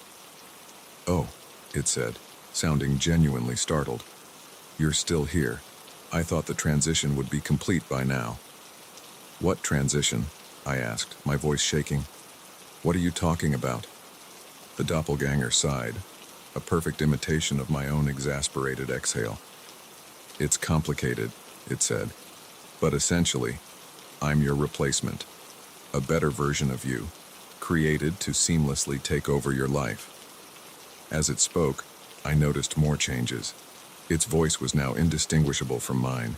Even the little scar on my chin from a childhood accident was there, perfectly replicated. "But why?" I asked, struggling to comprehend the insanity of the situation. "Who created you? What's the point of all this?" The doppelganger shrugged, the gesture so familiar it made my stomach churn. "I don't know all the details," it admitted. "I just know that I'm part of something bigger. An experiment, maybe. Or perhaps the next step in human evolution. All I know is that I'm here to replace you, and once the process is complete, you'll simply cease to be." The casual way it discussed my erasure sent a chill down my spine. "And if I refuse?" I challenged, trying to sound braver than I felt. "If I fight this?" For a moment, something like pity flashed across the doppelganger's face. "You can try," it said softly, "but it won't change anything. The process has already begun. Haven't you noticed? The memory gaps, the lost time. That's me, slowly taking over. Soon, there won't be enough of you left to fight." As it spoke, I felt a wave of dizziness wash over me. Memories flickered through my mind. Conversations I didn't remember having. Places I'd never been but somehow recognized. The lines between myself and this imposter were blurring, and I didn't know how to stop it. "Please," I begged, not even sure what I was asking for. "There has to be another way." The doppelganger stepped closer, its expression a perfect mirror of concern. It reached out, and I was too shocked to pull away as it laid a hand on my cheek. Its touch was warm, alive, utterly human. "I'm sorry," it said, and I believed it. "I truly am. But this is how it has to be. Don't worry, though. I'll take good care of your life. Your friends, your family, they won't even know the difference." As it spoke, I felt myself fading. It was like being pulled underwater, the world growing distant and muffled. I tried to fight it, to hold on to myself, but it was like grasping at smoke. The last thing I saw was my own face, watching me with a mixture of fascination and sadness as I slipped away. I don't know how long I was gone. Time had no meaning in that formless void. But somehow, impossibly, I clawed my way back. It was like swimming up from the depths of a dark ocean, fighting against a current that wanted to drag me back down. When I opened my eyes, I was in my bed. For a moment, I thought it had all been a nightmare, but then I saw the note on my nightstand, written in my own handwriting. "I don't know how you did it, but you're stronger than we thought. This isn't over. The process may have stalled, but it will resume. Enjoy your reprieve while it lasts." I sit here now, writing this down, trying to make sense of what's happened, what's still happening. I don't know who to trust, who to turn to. For all I know, everyone in my life has already been replaced, and I'm the last original human left. All I know is that I'm not giving up without a fight. Whatever this thing is, wherever it came from, I won't let it erase me. I'll find a way to stop it, to reverse this process.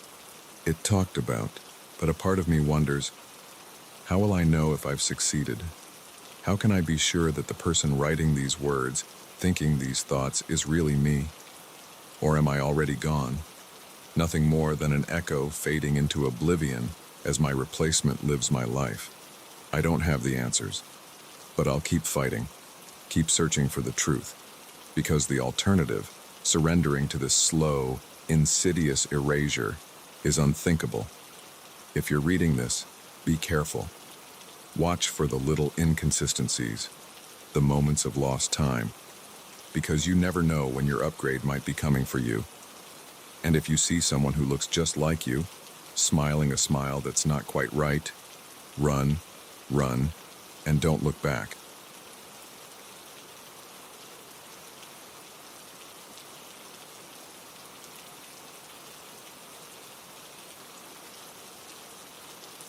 I never thought a simple house-sitting job would lead me to uncover a decades-old mystery, but that's exactly what happened last summer. It all started when my neighbor, Mrs. Callahan, asked me to look after her place while she visited her sister in Florida. Mrs. Callahan was a sweet old lady who'd lived in the same Victorian house for over 50 years. I'd always admired the place from afar, its intricate woodwork, the wraparound porch, the tower room with its circular window. So when she offered to pay me to essentially live in a piece of history for 2 weeks, I jumped at the chance. The first few days were uneventful. I watered the plants, fed the cat, and spent my evenings exploring the house's nooks and crannies. It was on the 4th night that things took a turn for the strange. I was in the attic, rummaging through old boxes out of sheer curiosity, when I found it, a small, leather-bound journal, its pages yellow with age. At first, I hesitated to open it. It felt like an invasion of privacy, reading someone else's private thoughts. But curiosity got the better of me, and I flipped it open to a random page. The date at the top read June 15, 1972. The handwriting was cramped and hurried, as if the writer had been in a rush. It's happening again. The noises in the walls, the whispers in the dark. I thought it was over, that we'd sealed it away for good, but it's found a way back. God help us all. A chill ran down my spine as I read those words. I told myself it was nothing, probably just the ramblings of an overactive imagination. But as I continued to read, flipping back and forth through the journal, a disturbing picture began to emerge. The journal belonged to a woman named Eleanor, who I assumed was Mrs. Callahan's mother. She wrote about a presence in the house, something dark and malevolent that had tormented her family for generations. According to Eleanor, it had started with her great-grandmother, who had brought something back with her from a trip to Egypt, a small statue of a jackal-headed god. At first, the family had dismissed the strange occurrences as coincidence, objects moving on their own, cold spots in rooms, the feeling of being watched. But as time went on, things escalated. Eleanor wrote of night terrors so vivid they left physical marks, of whispered voices urging violence, of shadows that moved against the laws of nature. The entries became more frantic as I read on. Eleanor described rituals performed to contain the entity, consultations with psychics and occultists. The final entry, dated October 31st, 1973, simply read, "We've done it. The binding is complete. May God forgive us for what we had to do." I closed the journal, my hands shaking. It was just a story, I told myself, the product of an overactive imagination or maybe early onset dementia. But even as I tried to rationalize it, I couldn't shake the feeling of unease that had settled over me. That night, I had trouble sleeping. Every creak of the old house, every shadow cast by moonlight through the windows seemed sinister. I told myself I was being ridiculous, that I'd let an old journal spook me. But in the early hours of the morning, as I finally began to drift off, I heard it. A whisper, so faint I thought I might have imagined it. But then it came again, clearer this time. "Find it. Free us." I bolted upright, my heart pounding. The room was empty, still, but the air felt heavy, charged with an energy I couldn't explain. And there, in the corner of my eye, I saw something move. A shadow, darker than the surrounding darkness, slithering across the wall. I didn't sleep again that night. The next day, I threw myself into research. I scoured the internet for any information about the house's history, about Eleanor and her family. What I found only deepened the mystery. There were gaps in the property records, periods where the house seemed to have no official owner, and the Callahan family had a troubling history of mental illness and mysterious deaths. As night fell, I found myself back in the attic, searching for, I didn't even know what, more journals, the statue Eleanor had mentioned, some kind of proof that I wasn't going crazy. What I found was a hidden compartment behind a loose floorboard. Inside was a small wooden box, intricately carved with symbols I didn't recognize. My hands trembled as I opened it. Inside was a statue, no bigger than my palm. It depicted a figure with the body of a man and the head of a jackal, Anubis, the Egyptian god of death. As I lifted it from the box, I felt a jolt, like static electricity but stronger. And in that moment, I heard the whisper again, "Free us." The temperature in the room plummeted. The shadows in the corners seemed to deepen, to move with a life of their own. And I knew, with a certainty that chilled me to my core, that I had made a terrible mistake. What followed was a night of pure terror. The entity Eleanor had written about was real, and it was awake. Shadows danced on the walls, taking on monstrous shapes. Objects flew across rooms of their own accord, and always, there were the whispers, promising power, threatening pain, begging for freedom. I tried to leave, to run from the house, but every door I approached slammed shut. Every window refused to budge. I was trapped, alone with something ancient and hungry. As dawn approached, I found myself huddled in the tower room, the statue clutched to my chest. I didn't want to touch it, but some instinct told me that letting it go would be even worse. Through the circular window, I could see the sky beginning to lighten, and then, just as I thought I couldn't take any more, there was a new voice. Clear, calm, cutting through the chaotic whispers. "You have to finish it." I turned, half expecting to see a ghost, but there was no spectral figure, no visual manifestation, just the voice, somehow inside my head and all around me at once. "Who are you?" I asked, my own voice hoarse from hours of fear. "Eleanor," the voice replied. "We didn't seal it away. Not completely. We couldn't bear to destroy it, to sever the connection entirely. That was our mistake. But you can fix it. You can end this, once and for all." "How?" I asked, desperation making me willing to believe, to try anything. The voice, Eleanor, told me what to do. It was simple, really, almost anticlimactic after the night of terror I'd endured. All I had to do was break the statue at the exact moment the first ray of sunlight touched it. As the sky outside grew brighter, I positioned myself by the window. The statue felt heavier than it should, and I could feel it vibrating slightly in my hands. The shadows in the room writhed and pulsed, and the whispers grew to a fever pitch. The moment the sun crested the horizon, I brought the statue down hard on the windowsill. It shattered with a sound like breaking glass, but 1,000 times louder. There was a flash of light so bright it left me seeing spots, and a scream that seemed to come from everywhere and nowhere at once. And then, silence. Blessed, absolute silence. When my vision cleared, I found myself alone in a perfectly ordinary attic. The oppressive atmosphere was gone. The shadows were just shadows again. Even the broken pieces of the statue had vanished, as if they'd never existed. I spent the rest of Mrs. Callahan's vacation in a daze, going through the motions of house-sitting while trying to process what had happened. When she returned, I half expected her to mention something, to give some indication that she knew about the house's dark history. But she just thanked me for taking care of things, paid me, and that was that. I've never told anyone else this story. Who would believe me? Sometimes, I'm not even sure I believe it myself. But on dark nights, When the wind howls and shadows seem to move in the corners of my room, I remember, and I wonder. How many other houses out there are hiding secrets like Mrs. Callahan's? How many other ancient evils are waiting to be awakened, or finally put to rest?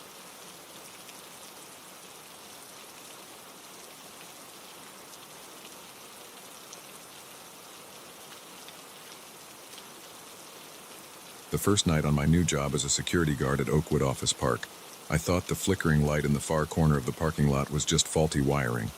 By the third night, I knew better. Something was out there in the darkness, something that didn't belong in our world. And it was getting closer.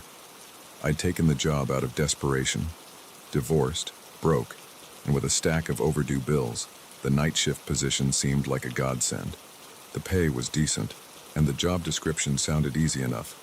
Patrol the grounds, check for any signs of intrusion or vandalism, and report any suspicious activity.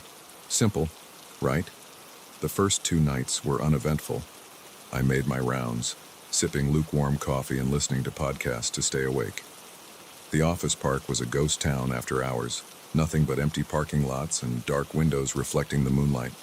It was boring, but I couldn't complain.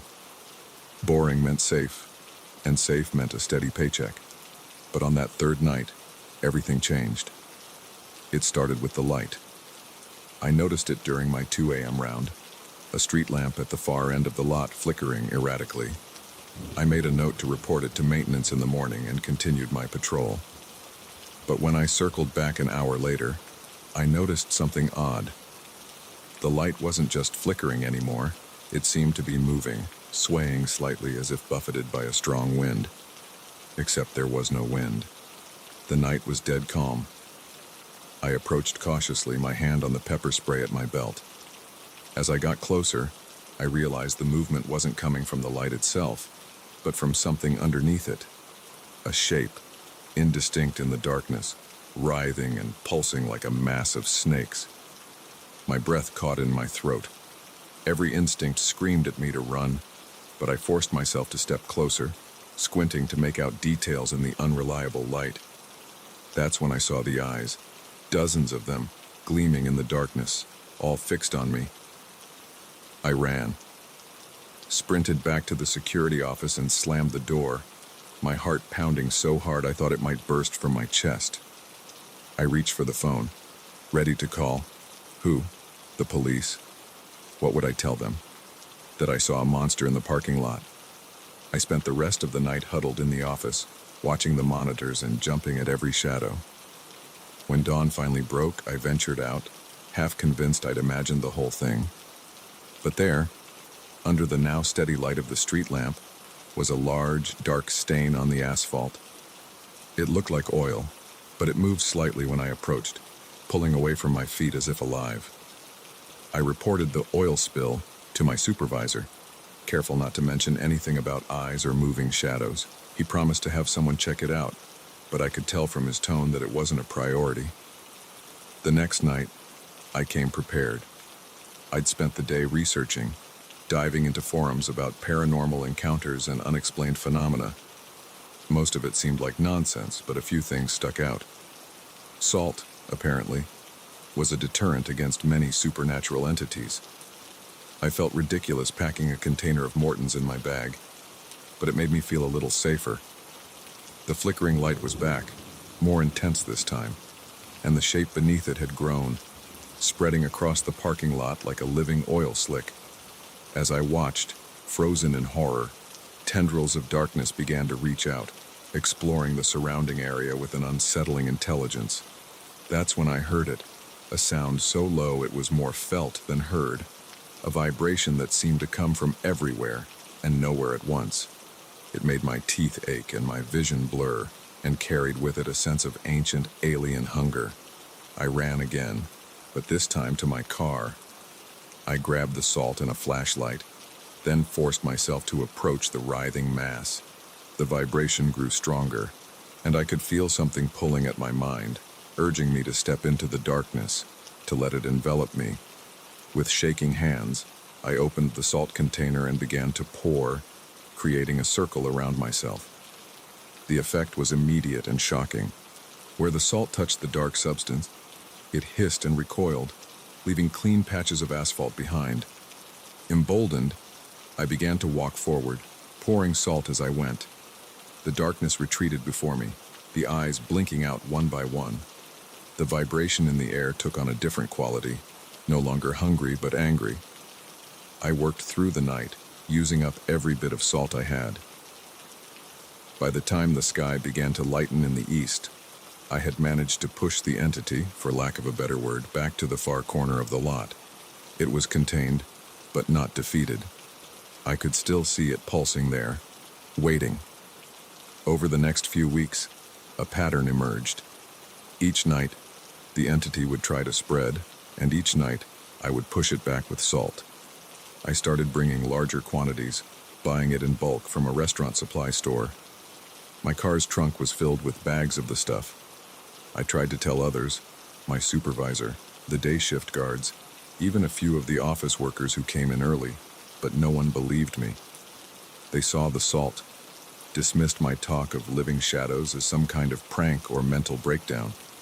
I was written up twice for misuse of company resources and warned that any further incidents would result in termination. But I couldn't stop. Whatever this thing was, I was the only thing standing between it and what? I didn't know, but I was certain it wasn't anything good. As the entity's attempts to spread became more aggressive, I started to notice changes in myself. I was losing weight, my skin taking on a gray, unhealthy pallor. I had trouble sleeping during the day, plagued by nightmares of endless darkness and watching eyes. And sometimes, when I looked in the mirror, I could swear I saw something moving in the shadows behind me. It all came to a head on a moonless night in late October.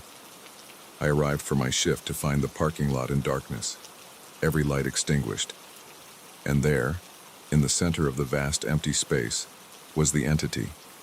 It had grown massive, a roiling sea of darkness that seemed to devour the very air around it. I reached for my salt, but I knew it wouldn't be enough. Not this time. The vibration in the air was deafening now, and I could feel my sanity slipping as I stared into that vast, hungry void. That's when I saw them. People, dozens of them, walking slowly towards the darkness. Their eyes were blank, faces slack with a terrible ecstasy. I recognized some of them, office workers, other security guards, even my ex-wife, all of them drawn here, called by the entity for God knows what purpose. I tried to stop them, screaming warnings that fell on deaf ears. They walked past me as if I didn't exist, stepping into the darkness and vanishing without a sound. I watched in horror as the entity pulsed and grew with each person it consumed. In that moment, I knew what I had to do, what I should have done weeks ago. I ran to my car and grabbed every bag of salt I had. Then, steeling myself, I charged towards the center of the darkness. The pull was immense, like trying to run upstream in a raging river. Each step was agony, the darkness clawing at my mind, showing me visions of power and knowledge beyond human comprehension. But I kept going. I reached the epicenter, where the darkness was so thick it was almost solid. And there I saw it, a tear in reality itself, a portal to somewhere else, somewhere no human was ever meant to see. With the last of my strength, I upended the bags of salt directly into the portal. The reaction was immediate and catastrophic. The entity screamed, a sound that will haunt me for the rest of my days, and began to collapse in on itself. The darkness rushed past me, back towards the portal, taking with it all those it had consumed. I was the only one left in the parking lot when it was over, the only one who remembered what had happened, the only one who knew how close our world had come to something terrible. I quit my job the next day, moved to a new city, started over. But I can't forget, and sometimes, on dark nights when the shadows seem to move of their own accord, I find myself reaching for the container of salt I always keep nearby, just in case.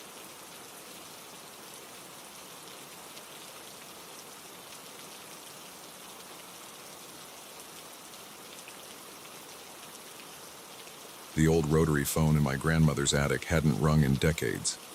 So when its shrill bell pierced the dusty silence that Saturday afternoon, I nearly fell off the rickety ladder I was perched on. I stared at the ancient black device, my heart pounding. It couldn't be ringing. It wasn't even connected to anything. And yet, the sound persisted, demanding to be answered. With trembling hands, I picked up the receiver. "Hello?" I whispered, half expecting to hear nothing but static. Instead, a voice crackled through, distant and distorted, but unmistakably familiar. "Emily, is that you, sweetheart?" My breath caught in my throat. It was my grandmother's voice. My grandmother, who had passed away 3 months ago. "Grandma?" I choked out, my mind reeling. "How? This isn't possible." "Oh, honey," she said, her voice warm with affection. "There's so much that's possible that you don't know about. Listen carefully now. I don't have much time." What followed was a conversation that would change my life forever. My grandmother, it turned out, had been part of a secret society dedicated to communicating with the dead. The old phone was a relic of their experiments, a conduit between our world and what she called the other side. "We thought we'd closed the connection decades ago," she explained. "But something's happened. The veil between worlds is thinning, Emily. And not everything trying to cross over has good intentions." She gave me instructions, her voice growing fainter with each passing moment. I was to find an old book hidden in the attic, perform a ritual at midnight, and above all, not let anyone else answer the phone if it rang again. "Be careful, sweetheart," were her final words before the line went dead. "They're watching. They're always watching." I spent the rest of the day in a daze, trying to process what had happened. Part of me wanted to dismiss it as a vivid hallucination, a product of grief and too much dust inhalation, but I couldn't shake the urgency in my grandmother's voice, the palpable fear underlying her words. As night fell, I found myself back in the attic, the book my grandmother had mentioned open before me. Its pages were filled with strange symbols and incantations in languages I didn't recognize. The ritual she'd described was there, tucked between pages about binding spirits and opening portals. At precisely midnight, I began, candles lit, salt circle drawn, words chanted in a language that felt ancient and powerful on my tongue. For a long moment, nothing happened. Then slowly, the air in the attic began to change. It grew heavy, charged with an energy I couldn't explain. The candle flames flickered and danced, casting writhing shadows on the walls. And then I saw them, shapes in the darkness, just at the edge of my vision. When I turned to look directly, they vanished, only to reappear in another corner. I could hear whispers, too faint to make out words but growing louder with each passing second. Fear clawed at my throat, but I forced myself to continue the ritual. My grandmother had warned me that stopping halfway could have dire consequences, so I pressed on, my voice shaking as I recited the final words. There was a flash of blinding light, a sound like reality itself tearing, and then silence. The oppressive atmosphere lifted, the shadows retreated, and I was left alone in a perfectly ordinary attic. Or so I thought. As my eyes readjusted to the dim light, I realized I wasn't alone after all. Sitting cross-legged in the center of my salt circle was a young woman. She looked to be about my age, with pale skin and dark hair that seemed to float around her as if she were underwater. Her eyes, when they met mine, were completely black. "Well," she said, her voice echoing strangely in the small space. "That was certainly interesting. I don't think your grandmother meant for you to bring me through, but here we are." I scrambled backward, my heart pounding. What are you?" The woman, if that's what she was, smiled. It was not a comforting expression. "I'm many things. A traveler, an observer, a collector of stories. You can call me Lilith." Over the next hour, Lilith explained things to me. The ritual, it turned out, hadn't just thinned the veil between worlds, it had punched a hole right through it. And while it had allowed her to cross over, it had also opened the door for less benevolent entities. Your grandmother's society knew what they were doing, Lilith said, examining the book with interest. They had safeguards in place, ways to control what came through. But you, my dear, just flung the door wide open. As if to emphasize her point, a low moan echoed through the attic. The shadows in the corners began to deepen and move, taking on shapes that hurt my mind to look at directly. Lilith sighed. And here they come, the hungry ones, drawn to the light of living souls. We should probably do something about that, don't you think?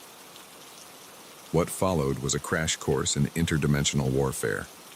Lilith, for all her unsettling appearance and mannerisms, proved to be a knowledgeable ally.